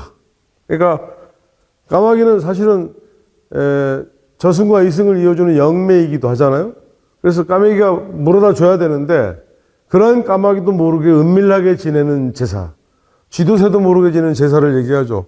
그걸 까마귀 모르는 십계라고 하는데 4.3 당시에 그 도피자 가족으로 몰린 사람이나 희생자로 빨갱이 집안으로 찍힌 사람들은 친척들도 왕래를 안 했어요. 나중에 그러다 보니까 유복자 아들 하나 있고 이망인만 남은 남편 재산은 지내야 되고 그래서 아무한테도 알리지 않고 아무도 문상 찾아오지 않는 일가 친척도 오지 않는 그러한 제사를 지내는 장면인데 이러한 현상이 꽤 오랫동안 지속이 됐었습니다. 사실은 그렇죠. 사람 사는 게 누군가의 실수로 누가 갑자기 죽임을 당했는데 거기에 그 집안 사람들은 원수로 알듯이 이게 엮여서 같은 형제 집안에도 예를 들면 그 무장대 사령관 했던 이덕구 집안 같은 경우는 그 집안 전체가 그 가게를 미워할 수 있죠. 그 양반이 저걸 안 했으면 우리 집안은 그렇게 안 당했을 건데 뭐 이런 식의 원망하는 게 많아서 친척끼리도 교류 없다가 비로소 좀 더 시간이 지나고 나서야 이제 하고 요즘은 4.3 이게 법적으로 해결되는 과정이 되니까 지금은 그런 일이 없지만 엄청나게 많은 이 십계 3만 명이 죽었으니까요. 몇천 군데가 이런 제사를 했다고 봐야죠. 그런 게 있었고 이 작품은 아까 저쪽에 있던 유골 작품하고 일맥상통한 건데 최근에 이제 DNA 신원이 밝혀지면 이렇게 유골함에 해서 가족한테 돌려줍니다. 이 돌려줬을 때 이 할머니는 지금 이제 90이 다 됐겠죠.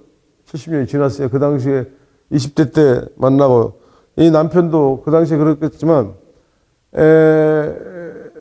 이 정뚜르 비행장에서 나온 그 유골이에요. 그런데 그 당시에 죽여놓고 안매장했기 때문에 아무도 몰랐어요. 그러다가 70년이 지나서야 이제 유해가 밝혀지고 DNA 검사를 통해서 자 이게 당신 남편이요 해서 유골함이 왔어요. 이 할머니의 시선과 유골까지의 거리가 한 15cm, 12cm 되려나요? 근데 저 거리가 70년이에요.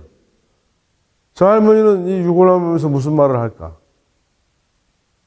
이거는 법적, 제도적 배부상으로도 해결이 안 되는 그러한 그 시간의 안타까움과 이런 게 있었겠죠. 처음에는 행방불명이다 해서 언젠가 돌아올지 모른다는 기다림으로 몇십 년을 지내다가 이제는 죽었겠지 해가지고 생일날 제사를 올리다가 그러다가 어느 날 유해 발굴이 됐는데 당신 남편 여기서 죽었어 돌아왔으니까 이걸 반갑다고 해야 될지 고맙다고 해야 될지 모르겠지만 그렇게 돌아온 유골함을 바라보는 할머니의 모습을 새겨본 겁니다. 그리고 이쪽 작품은 많이들 아시겠죠. 강정 해군기지 지금 대한민국의 튼튼한 안전을 위해서 지었다 그럽니다. 그런데 지금 이 풍경은 없어졌어요. 예, 이제는 이 구럼비 바위 다이너마이트로 다 폭발을 자갈로 만들고 이 위에다가 콘크리트를 부어가지고 여기 해군 막사를 짓고 포구 항구를 만들었어요. 그래서 이 해군 기지가 돼 있어서 이 작품은 지금 볼 수가 없는데, 이거는 이제 그 해군 기지 조성되기 전에 그때 이제 봤던 작품입니다. 여기에 보면 범섬이 있고 옆에 저 서귀포 쪽에 문섬, 섭섬이 있는데 이 구럼비 바위가 참 아름다웠던 곳이죠. 근데 이 구럼비 바위를 깨부수고 하는 걸 막기 위해서 제주도 분들이 엄청나게 그 마을 주민들도 반대하고 이랬죠. 거기에 또 이간질을 써가지고 주민끼리 또 싸우게 하는 못된 국가에 또 그게 있었습니다만은 지금도 해결이 안 돼 있어요. 이 부분이. 여전히 그 법적으로도 해결이 안 된 부분들도 많고 한데, 그렇게 해서 얻은 게 과연 무엇인가. 아까도 얘기했죠. 내부 식민지 같은 제주도는 언제나 이런 국가의 필요성, 주변 정세의 변화, 지정학적인 것 때문에 늘 흔들리고 바람에 시달렸는데, 사실 최근에 시달리는 일 중에 하나죠. 강정 해군기지 있는 이곳에 이 잊혀진 풍경이 영원히 돌아올 수 없는 풍경이지만 이렇게라도 남기는 게 어떤가 해서 작업을 했던 겁니다. 참 안타깝죠.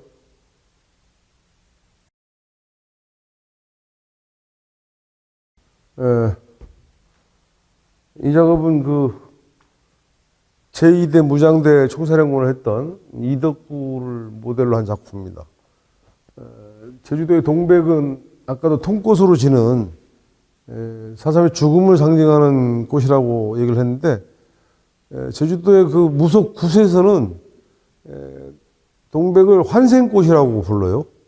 그래서 굿할 때 동백꽃을 이렇게 흔들면 죽었던 사람을 되살리는 꽃이라고 얘기를 하는데, 그 두 가지 의미를 다 차용을 해서 이렇게 동백꽃의 꽃봉오리는 이제 사람 얼굴로 인화시켜서 만든 일종의 콜라주 작업식의 회화 작품이죠. 이 아래쪽에는 그 무쇠솥을 이렇게 넣었어요. 무쇠솥에 옆에 낙엽들이 있고, 무쇠솥에는 밥을 만드는 쌀과 43개의 노숟가락을 꽂았습니다.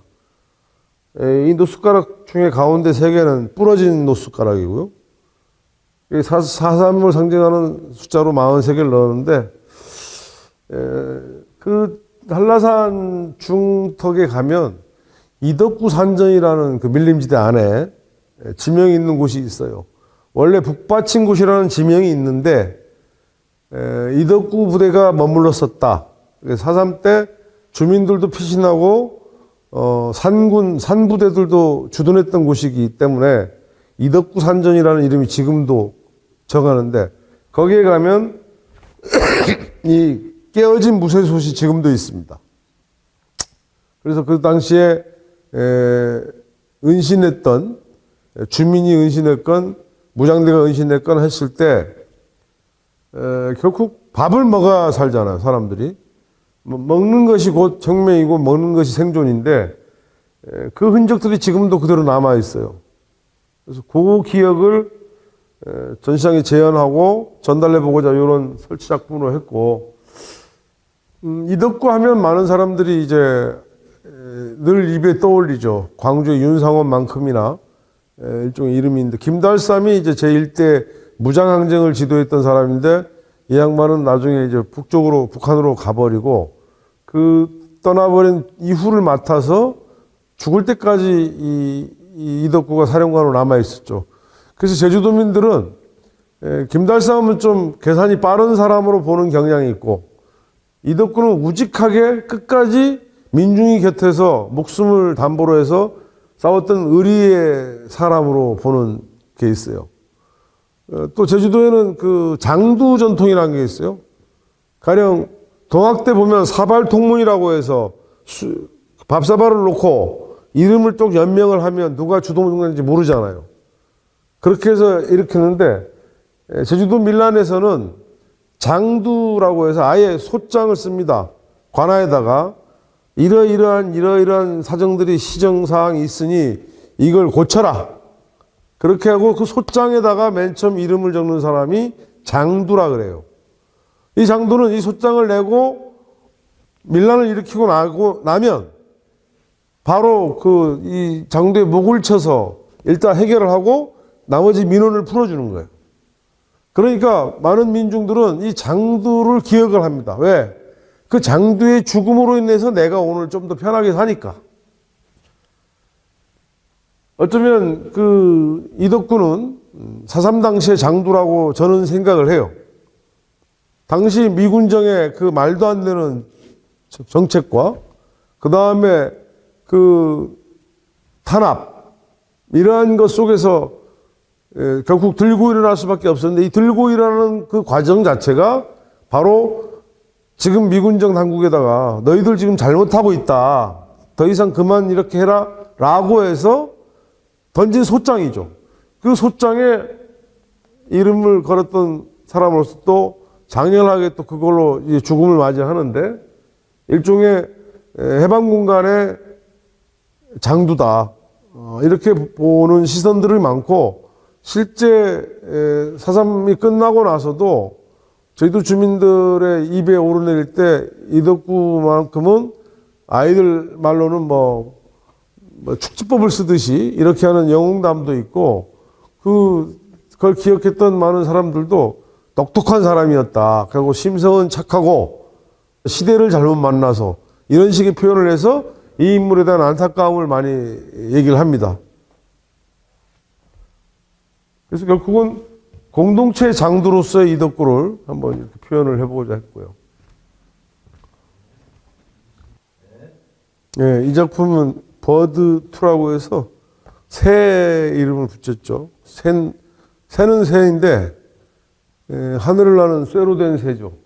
스텔스기가 제주도 다랑시 오름 위에 긴 그림자를 남기는 걸 상상을 해서 그려본 건데 이 배경은 이제 구글 지도를 모사를 해서 그 구글 지도 위에 스텔스기가 날아가다가 이렇게 엄청난 위압적인 그림자를 남긴 걸 표현을 했고요. 여기에 이 다랑시 오름이 있고 아큰 다랑시하고 작은 다랑시가 있고 여기가 1992년에 11구의 하얀 백골이 굴 속에서 발견된 곳입니다. 일명 다랑시굴 발굴이라 그러는데 4.3 때 희생당해가지고 거의 한 40년 가까이 그대로 삭혀진 채로 굴 속에 있다가 92년도에 발굴이 돼서 세상 사람들을 놀라게 했죠. 전국적으로도 엄청나게 쇼크했고 제주 사람들은 또 그로 인해서 4.3 진상규명운동에 더 촉발되는 이러한 역할, 기름을 부은 역할을 했는데요. 그 장소가 이 부근이에요. 근데 이제 4.3 당시에 L5 연락기라고 해서 하늘에 이제 경비행기 같은 거죠. 그걸로 맴맴 돌면서 하늘에서 보면 제주도가 다 보이거든. 그렇게 해서 하늘을 감시하고 바다에는 구축함 전함 크레이크 보내가지고 제주 해협을 봉쇄했고요. 그렇게 해서 하늘과 바다를 잠근 상태에서 서북청년단과 이연대, 구연대 군대를 집어넣어가지고 초토화작전을 했던 거죠. 그래서 그 당시에 하늘 날아다니는 그 연락기를 철조라고 불렀대요. 쇠로 된 새. 쇠로 만든 새.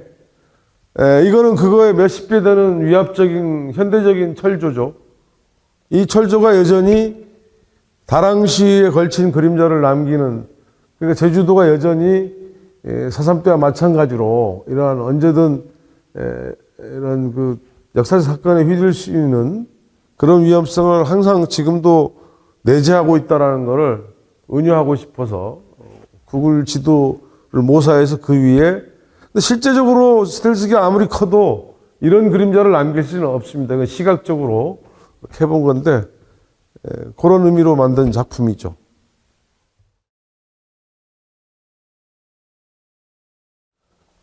지금 이 뒤에 있는 언어연구 빨갱이라는 작품인데요. 연필 소묘로 5명의 인물을 그리고 그 가운데를 빨간 글씨로 띠지처럼 전투의 휘발유를 뿌리고 30만 도민을 태워 죽여도 좋다라는 아주 살벌한 얘기죠. 아까 그 앞에 했던 박진경 대령과 같은 맥락입니다. 이 조병옥 하면 우리나라 역사적인 인물이죠. 그런데 이 사삼 당시에는 한민당 계통이었고, 그리고 미군정의 경무부장으로 발탁이 돼서 막강한 그 권력을 휘둘렀죠. 경찰 권력을. 특히 그 당시에 경찰은 친일 경찰들이 그대로 다시 재기용되었기 때문에 국민들로부터 엄청난 일종의 비난이 대상이 됐죠.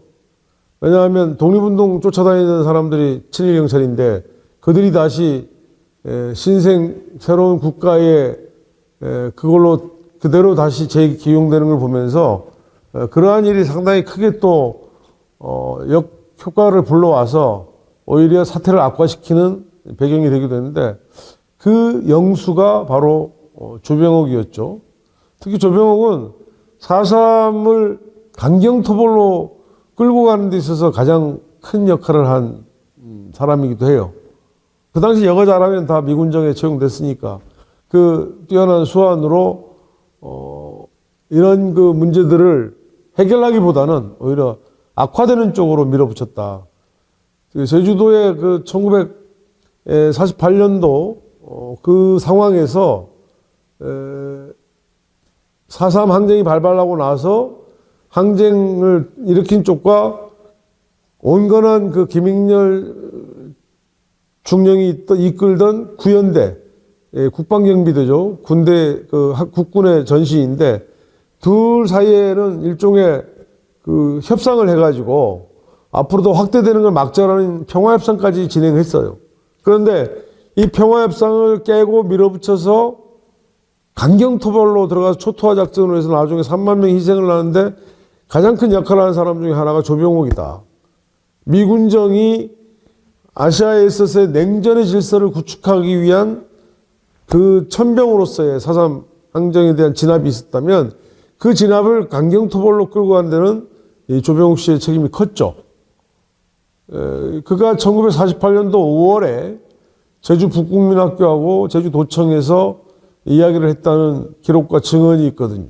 그거를 이게 나중에 4.3을 강경토벌하는 데 있어서 너무 강력하게 가는 동인으로 작용을 했기 때문에 그 문구를 그대로 달았는데 이렇게 하고 난 지 한 달 후에 박진경 그 중령이 와가지고 그 한 달 새에 막 2,500명을 깜방에 사람들을 집어넣고 무고한 사람들, 그러니까 이 뒤에 있는 사람들이죠. 이런 사람들을 빨갱이라는 이름으로 나중에는 3만 명이나 죽게 되는 게 초토화 작전이잖아요. 그래서 빨갱이는 사실은 배제와 낙인의 언어잖아요. 빨갱이를 일단 찍히면 너 빨갱이지 하는 순간 비국민의 자격으로 전락하고 있어서 공동체에 있어서는 안 될 사람으로 전락하고 마치 서구 제국주의가 식인종이라고 낙인 찍으면 인간이 아닌 것으로 취급해도 되는 것이냐.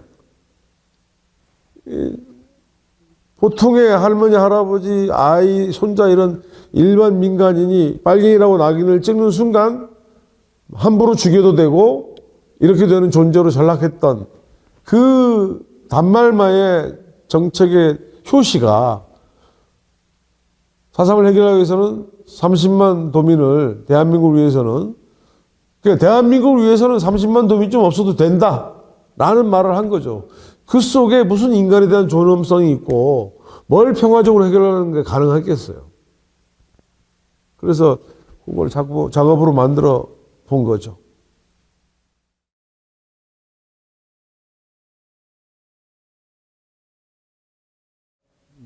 이 작업은 지금 사산 평화공원 평화재단 수장고에 가면 한 30여 개의 조그만 우편엽서들이 있어요. 그 우편엽서를 확대해서 콜라주로 하고 아크릴 붙여서 만든 작품인데, 당시에 이제 형무소에 있던 수용인들이 수용 기간 동안 집에 보낸 엽서입니다. 그 엽서의 내용들을 보면 뭐 농사는 잘 되고 있습니까? 간에 평안하십니까? 뭐 지난번 양말 보내줘서 잘 신었습니다. 이런 사소한 얘기들만 있는 그런 엽서인데, 이 엽서의 주인공들은 지금 돌아오지 못했어요.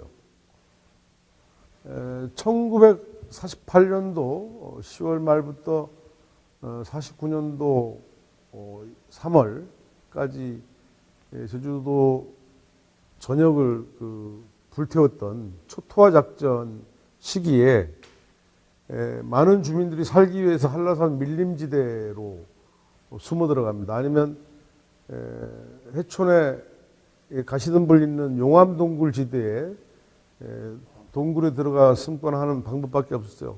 섬이기 때문에 하늘은 비행기로 잠그고 바다는 전함으로 잠겼기 때문에 빠져나갈 곳이 없죠. 그런 상황에서 살기 위해서 피신할 수 있는 곳은 한라산 밀림지대와 용암동굴 속뿐이었다. 그때 피신했던 사람이 많게는 2만여 명이라고 얘기를 해요. 근데 이제 1949년도 3월이 되면 이제 제주지구 전투사령부라는 걸 만들어서 전체적으로 종료를 시키는 마지막 투보를 하려고 하는데, 이제 그때 유재흥 사령관이라는 양반이 오자마자 전투부대는 더욱 산 쪽으로 붙이고 그 다음에 선무 공작을 같이 합니다. 그래서 귀순하면 묻지도 않고 따지지도 않고 살려준다라고 해서 삐라 수만 장을 만들어서 온 섬에 뿌려요. 하늘 비행기로 L5 연락기로 뿌리고 하는데, 그 초토화 기간 동안 그 겨울이 그렇게 혹독한 겨울이었어요. 왜 그렇게 날씨는 춥고 눈은 많이 내리고 그랬는지, 하여튼 폭설이 엄청나게 이어졌던 게 그 48년도 49년도 4.3의 초토화 기간이었는데, 그 속에서 동상 걸리고 이러면서 그래도 살아남은 사람들이 이제는 식량도 떨어지고 다시 한번 이런 겨울을 맞을 수는 없다라는 절박감에 있을 때 그 삐라가 하나의 구원의 손길 같은 거였죠. 어차피 여기서도 죽고 가서 빨갱이에서 몰려서도 죽는데, 빨갱이로 몰려서 죽는 거 무서워서 산으로 도망갔는데 이제는 한계 상황이 온 거죠. 임계점에. 그러니까 이제 내려가자 해서 무조건 하얀 천조가리를 있으면 그거를 나무에 매달아서 1인당 한 명씩 등에 꼽고 그렇게 해서 산을 내려옵니다. 그렇게 해서 5월까지 내려온 사람만 6천 명 정도가 돼요. 그래서 계속 사람들이 이제 하산을 하는데, 이 사람들은 사실은 살기 위해서 피신했던 사람들이거든요. 처음에 약속은 오면 따지도 묻지도 않고 받아준다고 해놓고 오자마자 분리수용을 해요. 그래서 농업학교라는 데 1차 수용하고 거기에 넘치니까 일제 때 주전공장으로 동양 최대의 주전공장이라는 그 주전공장에 거기에 있는 고구마 창고에다가 사람들을 수용을 시키죠. 몇천 명을. 그래 놓고 이제 거기서 색출 작업을 하는 거예요. 너는 뭐 빨갱이, 너는 뭐 이렇게 나눠서 군경 가족 뭐하고 도피자 가족이다.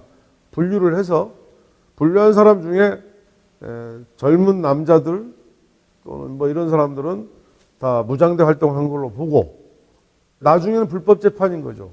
군사 재판을 해서 너는 무기징역, 너는 뭐 20년형, 너는 15년형, 너는 뭐 1년형 이런 식으로 각양각색의 그 판결을 내려가지고 수용을 합니다. 그래 이들을 이제 제주도에 있는 형무소가 있어도 작은 형무소가 하나 있었는데 그걸로는 수용을 못하니까 이 2,500여 명이나 되는 사람, 아까 내려온 사람 중에 곤란해서 2,500명의 사람들을 육지 있는 형무소로 분산 수용을 시켜요. 그래서 산지항에 주전공장에 대기했다가 밤에 선 3등칸에 굴비 엮듯이 묶어 엮어가지고 목포로 가서 거기서 내리면 열차로 뭐 김천형무소, 서대문형무소, 인천형무소, 대전형무소, 대구형무소, 부산형무소, 공주형무소 이렇게 쫙 보내요. 그렇게 분산 수용돼 있었는데 그 분산 수용된 기간에 보내왔던 엽서예요. 그런데 6.25가 터지면서 이승만이 맨 처음 도망갔죠, 혼자.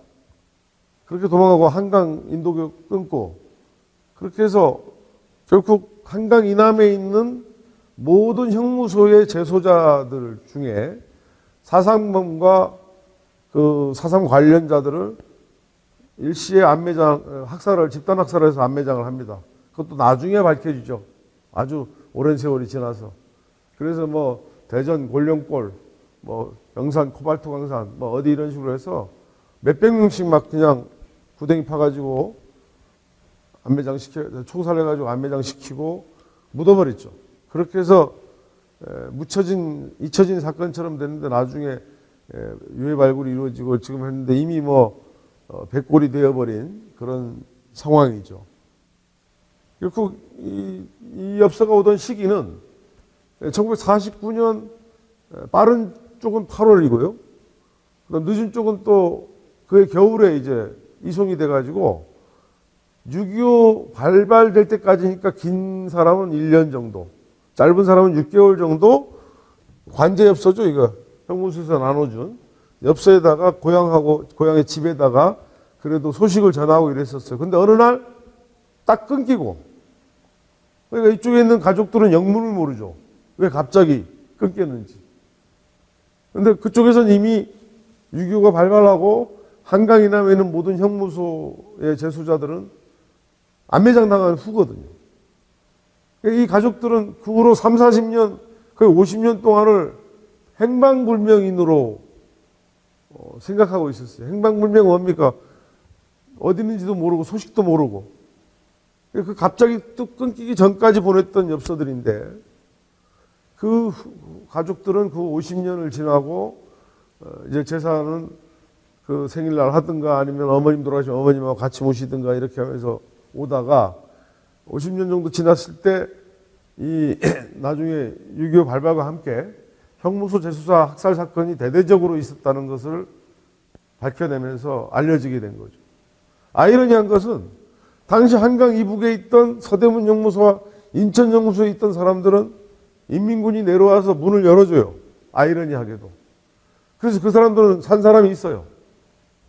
그런데 한강 이남 이쪽에 있던 형무소의 재수사들은 전부 그 당시에 그런 꼴짜기로 끌려가서 안매장 당하고 그렇게 됐죠. 지금도 다 밝혀지지 않았습니다. 근데 그렇게 가서 돌아오지 못한 2,500명의 그 안타까움을 들어가지고 서산평화원에 가면 저쪽에 그 행부림 표석 지구라는 데가 있어요. 이분들은 시신도 없기 때문에 같은 4.3 희생자지만 시신 하나 없잖아요. 그러니까 그분들을 위한 표석이 지금 한 4,000기 정도가 깔려 있어요. 그러니까 그 형무소 수용인 표석 한 2,500에서 2,800기.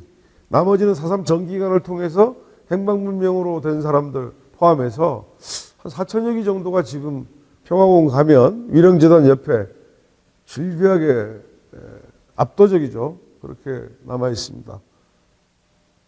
고란 그 엽서를 모티브로 해서 제목이 님 기별인데 어느 날부터는 연락이 끊기고 결국은 죽음을 맞은 분들에 대한 일종의 위로의 그런 의미 이런 걸로 작업을 해봤어요.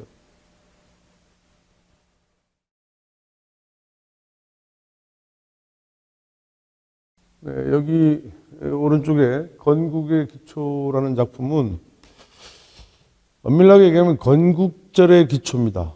건국절 얘기하면 기억나시는 분들 계시겠지만 2008년, 2009년 그 시기에 이명박 정부가 들어오고 유라이트 역사관이죠. 그거에 입각해서 대한민국의 건국은 1945년 8월 15일로 해야 된다 해서 했던 주장이죠. 그 건국절의 주장이 갖는 문제는 뭐냐 하면 건국을 이끌 1948년 8월 15일 대한민국 정부 수립을 건국으로 잡으면 대한제국과 대한민국 건국 사이에 시간이 사라져요. 이게 사라지고 뭐가 사라지냐면 치열했던 항일운동과 독립투쟁 역사도 사라집니다. 또한 그 시기에 한국의 콜라보 세력들이 일제에 부역하면서 누렸던 가진 친일파의 행동들 만행도 사라지는 거죠. 그 역사를 지우고 싶었던 무리들이 바로 건국절을 주장하게 된 거라고 저는 생각을 하는데, 그 건국절이 시작되는 정부의 수립을 말자고 했던 게 제주 4.3이거든요. 그러니까 4.3 주도 세력들이 거부하고자 했던 단독 정부 수립의 문제점은 뭐냐? 가장 큰 게 조국이 분단된다는 것이죠. 그러니까 조선시대까지도 통일된 채 살았고 일제강점기에도 통일된 채로 있었는데 해방된 이후에 나라가 두 쪽 나게 생겼고, 나라가 두 쪽 나게 되면 반드시 찾아오는 게 뭡니까? 내전입니다. 그 전쟁을 예견한 거죠. 그래서 이런 걸 막자고 단독정부 수립을 반대했던 거예요. 남한만의 단독정부 수립을. 그래서 그렇게 반대를 했는데 결국 그 반대했던 그 죄 때문에 요 밑에 있는 이미지들은, 이 뼈들이 있는 거는 제주공항 유해 발굴 때 나온 뼈 조각들이에요. 4.3 당시에 죽음을 당해서 묻혀있던 뼈들이죠. 그러니까 이 건국절의 논리는 사실은 이 무수한 뼈들 위에 세워진 건축물 같은 논리죠. 그래서 대한민국은 선명한 깃발이 있는 그 밑에 깔려있는 죽음의 이런 흔적들, 이 위에 건국절의 논리가 있다라는 것을 작품으로 한번 만들어 봤고요. 그다음 이쪽에 있는 요 작품은 스트롱맨이죠. 스트롱맨.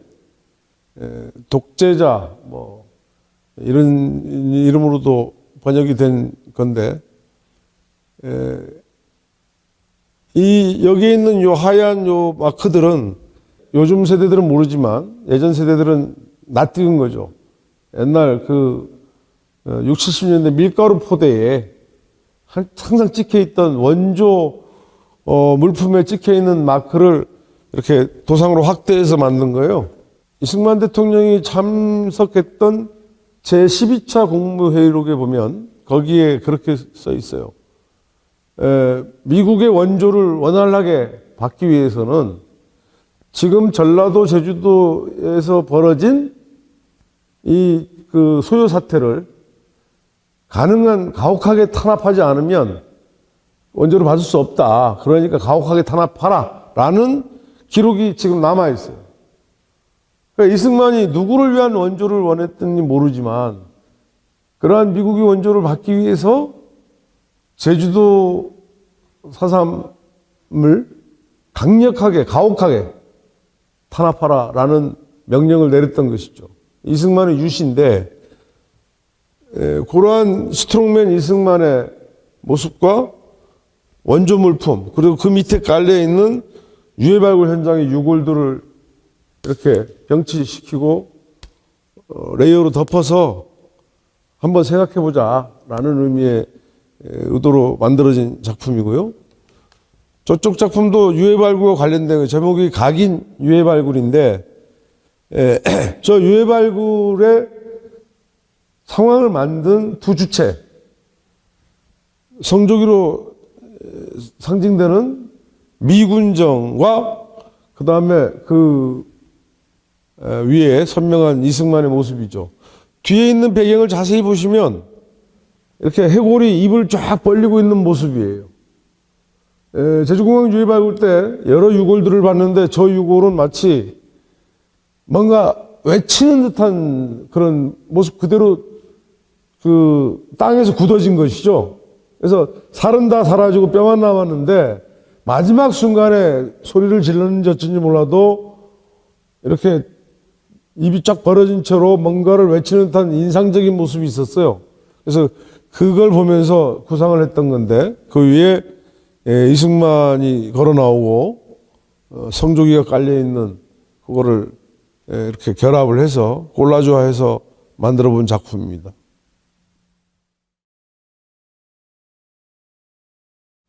이 작업은 그 동족끼리 싸우게 하라 이 제목인데 로우 인덴시티 워라고 해서 저강도 전쟁이라고 보통 번역이 되죠.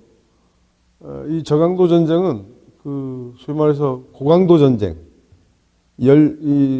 직접적으로 군사적 개입을 하는 게 아니라 배후에서 은밀하게 조종하는 이런 걸 얘기하죠. 그래서 이 저강도 전쟁은 상당히 은밀한 전쟁인데 마치 동양에서 이의제의 전략이 제국이 제후국을 다스리는 원리로 쓰였던 것처럼 패권 국가가 피지배 국가를 갖고 어떤 전략적으로 쓰는 걸 얘기하는 거죠. 저는 4.3의 큰 그림, 좀 더 가장 높은 곳에서 4.3을 내려다볼 때 당시 2차 대전 승전국인 미국이 자본주의 새로운 종주국으로 부상하면서 세계를 냉전의 블록으로 이렇게 나누려고 하죠. 그 냉전의 블록의 기초 위에 있는 게 제주 4.3이고요. 저강도 전쟁은 제주 4.3이고 고강도 전쟁은 6.25죠. 6.25 한국전쟁입니다. 거기는 직접 참전하고 심기획을 끌어들이고 막 이러잖아요. 근데 바로 그 지도, 그러한 시선에서 마치 구글 지도를 보듯이 시선에서 보면 제주 4.3은 저강도 전쟁이라는 로우 인덴시티 워라는 요 레이어가 가장 크게 차지하고 있을 것이다. 한 몇 년 됐습니다만은 당시 4.3 당시 그 토벌의 주인공이었던 군인 말고 경찰도 상당히 경찰이 더 중요했죠. 더 폭력적이었고 그 경찰의 후예들인 경우회 멤버들이 유족회와 화해를 했어요. 그래서 지금 유족회와 경우회가 매년 같이 참배를 합니다. 충원묘지하고 평화공원에 참배를 하는 행사를 하면서 그런 화해와 상생을 도모하고 있는데 저는 참 그럴 때마다 기분이 애매해요. 그 당시에 죽임을 당한 것과 죽인 사람들은 분명히 동족이지만 그들을 기획하고 거기에 보내고 작전 지도를 짜서 지시한 건 미 군사고문단의 미군이거든요. 그러니까 미국이 결국은 뒤에서 은밀하게 이렇게 했던 작전의 결과가 4.3이라는 학살, 민간인 대학살 이렇게 나온 거잖아요. 그 풍경이 참 우울하기도 해요. 어떤 기사를 쓰거나 이런 데 보면은 마치 좌우가 손잡은 것처럼 쓰는 것도 있는데 어떻게 보면 좀 기만이라는 생각도 들거든요. 미국이 빠져 있어요. 저는 4.3을 얘기함에 있어서 미국을 빼놓으면 절대 안 된다는 게 미국에 의해서 기획되고 미국에 의해서 시작이 됐거든요. 한국 정부는 그 중간에 만들어진 거예요. 그래서 어쨌든 이 동족끼리 싸우게 하라라는 이 저강도 전략, 이 방식 안에 지금 당시 사진들을 찾아서 콜라주 한 건데 이들이 희생을 당하고 그렇게 제주도는 이제 냉전의 그 기초를 닦는 밑돌로 쓰였던 것이죠. 그래서 그 경우에 이 화해하는 장면이 짧게 보면 맞은 것 같지만 넓게 보면 왜 그들이 화해하는가? 왜 그들이 사과하는가? 이런 생각이 들죠. 진짜 주범은 따로 있는데. 그런 의문점 속에 만들어 본 작업입니다.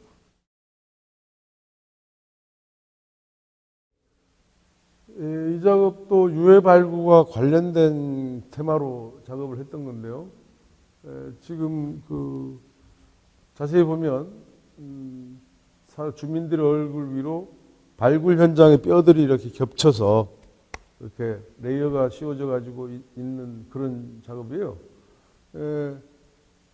사실은 작품 제목이 이게 유해된 기별이라고 해서 유해 발굴 이렇게 되어 있는데 안매장당에서 한 50년 이상, 한 60년 이상이죠. 발굴된 게 한 60년 됐잖아요. 그 기간 동안 이 사람들의 이 얼굴이 주인공들이라고 할까요?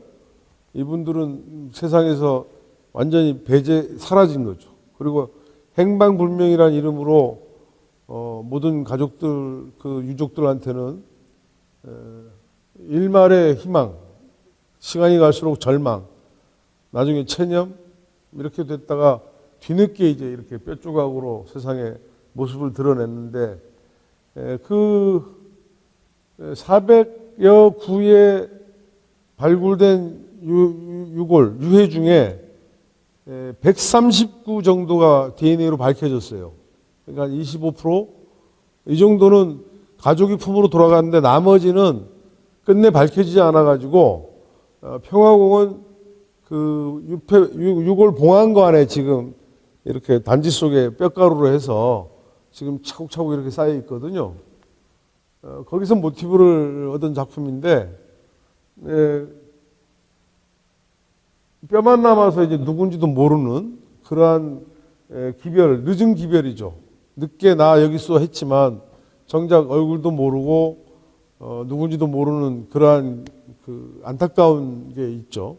돌아오긴 했지만 어디로 가야 될지도 모르는 유골들의 그 운명. 그래서 평화공원에 지금 봉화는 돼 있습니다만은 그걸 볼 때마다 그런 생각이 들어요. 그래서 그런 걸 모티브로 해서 한번 작업을 했던 작품입니다.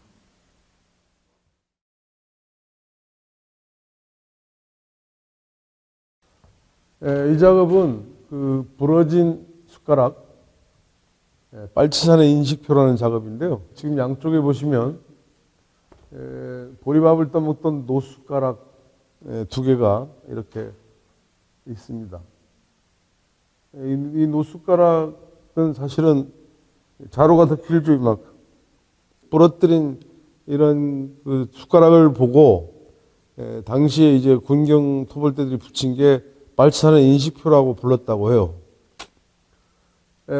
요 가운데 있는 그림은 1949년도 6월에 제2대 무장대 사령관 이덕구가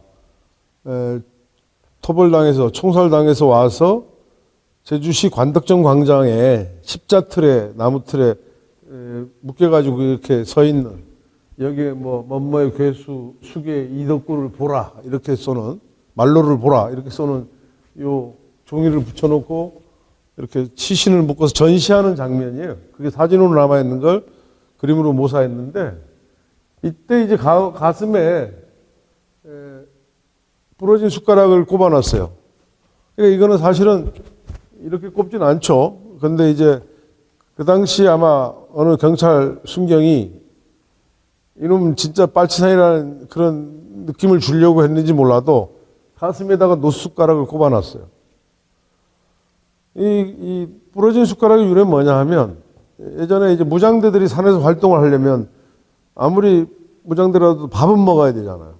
그럼 밥은 먹으려면 한국 사람은 숟가락을 갖고 먹어야 되는데 숟가락이 길면은 휴대를 못 하잖아요. 숟가락은 반드시 피신했던 주민들이든 전투를 벌였던 무장대든 숟가락은 반드시 있어야 되는 거예요. 근데 이제 무장대들은 상의 위 포켓에 싹 들어가게끔 만들기 위해서 숟가락에 다리를 분질렀어요. 짧게 분질러서 여기 넣고 다니고 주민들은 자기 몸에 어디든 간에 긴 숟가락 하나쯤은 넣고 피난생활을 했겠죠. 그래서 만약에 이렇게 토벌당해서 죽은 사람들 죽은 소지품을 뒤지다가 거기서 짧은 숟가락이 나오면 이놈은 빨갱이다. 이놈은 무장대다. 이렇게 군경 토벌대가 지적을 했던 것이죠. 바로 그 유래가 있는 게 이 부러진 노숟가락입니다. 그래서 그 노숟가락을 모티브로 해서 이렇게 작업을 해봤는데 바로 그거죠. 잘못된 세상을 바로잡겠다고 한 사람들이든 또는 그렇게 하다가 실패해서 도망다니다 죽은 양민이든 간에 숟가락은 참 많은 걸 던져주는 소재라고 봐요. 지금 아까 이덕구 저 작품에도 설치 작품으로 밑에 했지만 숟가락 하나가 갖는 의미는 어쩌면 인간에 대한 본질적인 얘기일 수 있거든요. 혁명도 밥에 대한 이야기요. 그 다음에 우리가 사는 것도 밥에 대한 이야기고 분단 반대한 것도 밥에 대한 이야기고 결국 공동체에 대한 어떤 일종의 염원, 굶주리지 않고 살아가는 것, 그 모든 게 사실은 숟가락 하나에 응축돼 있다. 그 밥솥을 같이 먹으면 그게 식구고, 그게 또 더 나가면 공동체고, 그게 더 나가면 도민이고, 그게 더 나가면 국민인 이러한 것이죠. 숟가락 하나에서 출발되는 의미는 나름대로 되게 깊다고 보는데, 그 중에 부러진 숟가락에 대한 이야기를 하고 싶어서 만들었던 작품입니다.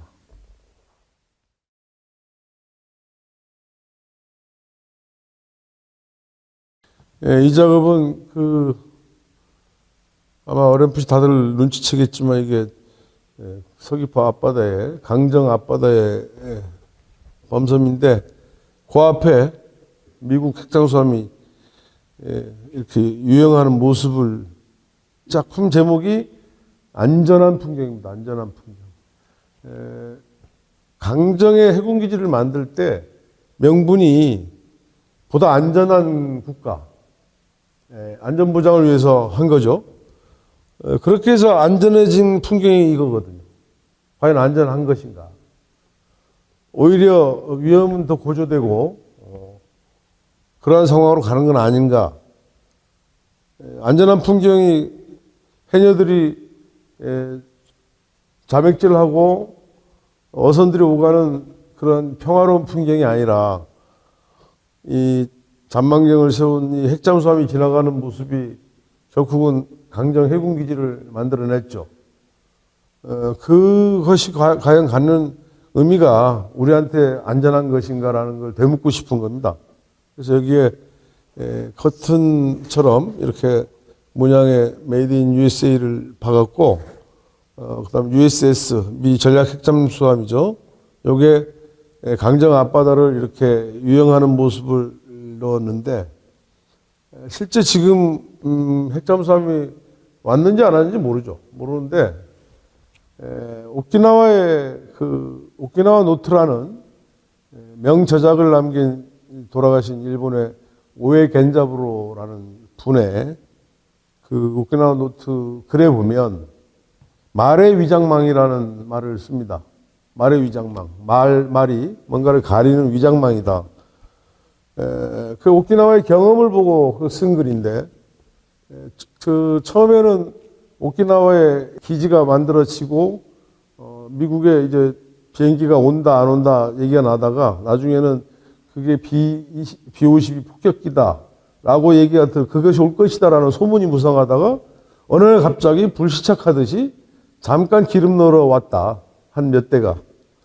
그렇게 해서, 저거는 뭐 진짜 오는 거냐 마는 거냐, 그럼 그걸 반대할 사람도 있고 막 이러는데, 그러다가 어느 날은 기지 전체가 이사를 와요.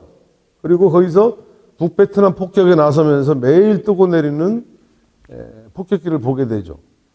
그러니까 처음에는 안 온다라고 부정했다가 나중에는 뭐 올 수도 있지 뭐 이러다가 정작 딱 기지가 들어선 다음에는 그래서 어쩔 건데 나는 게 말의 위장망이에요. 오해 겐자부로는 그 얘기를 한 거죠. 강정의 해군기지가 들었을 때 이거는 미군 기지니까 라고 해서 반대한 그 논리도 있었거든요. 그런데 그때 국방부하고 해군에서 아니라 그랬어요. 그래서 우리나라는 한미 주둔지 협정에 의하면 우리나라에 있는 기지들은 곧 미군 기지일 수 있어요. 어디든 쓸 수 있거든요. 그러니까 사실은 그것도 말이 의미 없는 말인데, 그러면 이제 앞으로 핵잠수함 안 올 것이다? 온다는 얘기 없죠. 근데 어느 날 갑자기 핵잠수함이 피항하러 올 수도 있죠. 태풍 피해서 뭐. 와가지고 세웠다가 나중에는 아예 눌러 앉아서 미군의 거점 핵잠수함이 될지도 모르는 거죠. 그러한 거를 이번에 안전한 풍경이라는 이름으로 약간 벽에 꼬아가지고 만들어 본 작업입니다. 그러니까 강정은 곧 국가가 무엇이든 할 수 있다 라는 걸 주민들한테 보여준 그런 것이고, 이 강정기지 조성 당시에 육지에서 응원경찰까지 막 내려왔어요. 이 당시에 4.3을 겪은 분들은 응원경찰이라는 말 때문에 또 다른 4.3의 트라우마를 겪어야 했어요. 강정마을도 피해가 심했던 마을인데 응원경찰이 다시 온다니, 4.3 때 조병옥이가 응원경찰 부대를 보내가지고 그 서북청년단 포함된 막 보내가지고 제주도에 엄청난 만행을 저질렀잖아요. 이 강제해고기지 반대하는 거를 무력화시키기 위해서 경찰 병력을 끌어모을 때 응원경찰이 제주도에 온다라는 이 말이 정말 잊어버렸던 한 60, 70년 동안 잊어버렸던 말이 다시 그 아픈 상처기를 건드리는 경험을 제주도민들은 했다.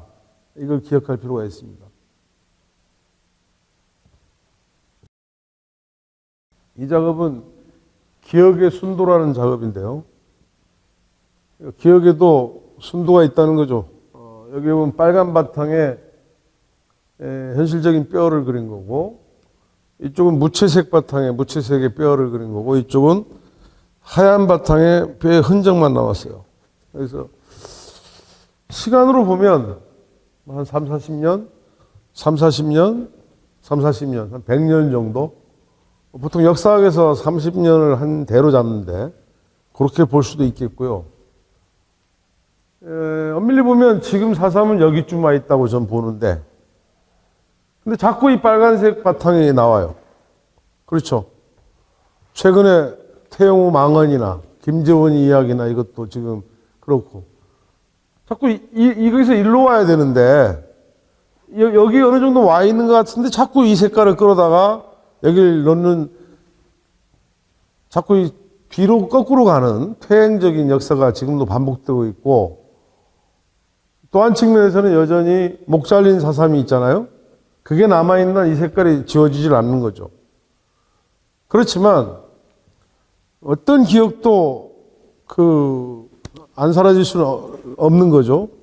모든 게 산화하듯이. 보통 흰색을 원래는 소색이라 그래요. 소색은 원래 밝은 색 중에 가장 원형적인 색을 얘기하는 거거든요. 어쩌면 햇빛을 얘기하는데, 우리 모든 색이 햇빛의 자식이잖아요. 그게 원형으로 돌아간 환원된 색이 소색이거든요. 근데 이 빨간색 피냄새 나는 이것이 여기 가는 시간이 100년이라고 보고 여기에 우리가 걸쳐 있다고 본다면, 지금 그 넘어가는 시간도 녹록치는 않지만 여기까지 가면은 이것도 어쨌든 이렇게 환한색으로 환원되지 않겠는가, 우리 기억도. 그렇지만 이스라엘 야드바셈이라는 그 기념관에 가면 유명한 그 유대인 경구가 있어요. 기억은 구원에 이르고 망각은 파멸에 이른다, 이 말이 있거든요. 그러니까 어쩌면 기념관을 짓거나 증언 체력을 해놓거나, 어쩌면 저희 이런 작업도 완전히 환원돼 버리지 말라고, 그리하여 잊히지 말라고 하는 작업의 하나가 아닐 것인가. 시간의 순리는 이렇게 가지만, 역사의 시간 이렇게 가지만, 그래도 이거는 그렇게 쉽게 잊혀져서는 안 된다라는 어떤 몸부림? 그 와중에 저의 작업도 있지 않을까, 그렇게 생각을 합니다. 이번 전시는 목판 작업을 새로 했던 그릴로 한 이 유화 작품들도 사실은 내가 기억투쟁이라고 작품 전시 제목에 붙였는데, 전체 전시에. 사실 사건은 이미 끝났습니다. 끝났지만 끝난 사건과 그것을 복구하고 이렇게 다시 살려내는 작업도 사건이거든요. 그러니까 4.3 그 자체가 사건이고 역사적 사건이고, 그것이 묻힌 것도 사건이고, 묻힌 것을 드러내는 지난한 작업도 사건인데, 이 지난한 작업이 땅 위로 올라왔을 때 예를 들면 지금 유족들의 한도 풀리고 뭐 이런 실질적인 게 있겠고, 작업으로 본다면 저는 아직도 그려져야 될 4.3 이야기가 있다고 보는 게, 저쪽에 있는 치맛자락에 있는 이야기들은 누군가 들춰주지 않으면 모르잖아요. 까마귀 모르는 쉽게 이야기도. 그래서 이런 것들은 작업으로 나는 좀 더 그려내셔야 되고, 빨간색이 이쪽으로 넘어오지 않고 이 캔버스한테 남아있는 그 시간으로 가기 위해서라도 요거에 대해서는 아직 우리도 할 일이 남았다, 그런 생각을 해봅니다. 그래서 앞으로도 4.3 작업은 아마 제가 평생 걸쳐서 해온 것 중에 그냥 해온 게 4.3 작업인데 조금 더 해야 되지 않을까, 그렇게 생각을 합니다.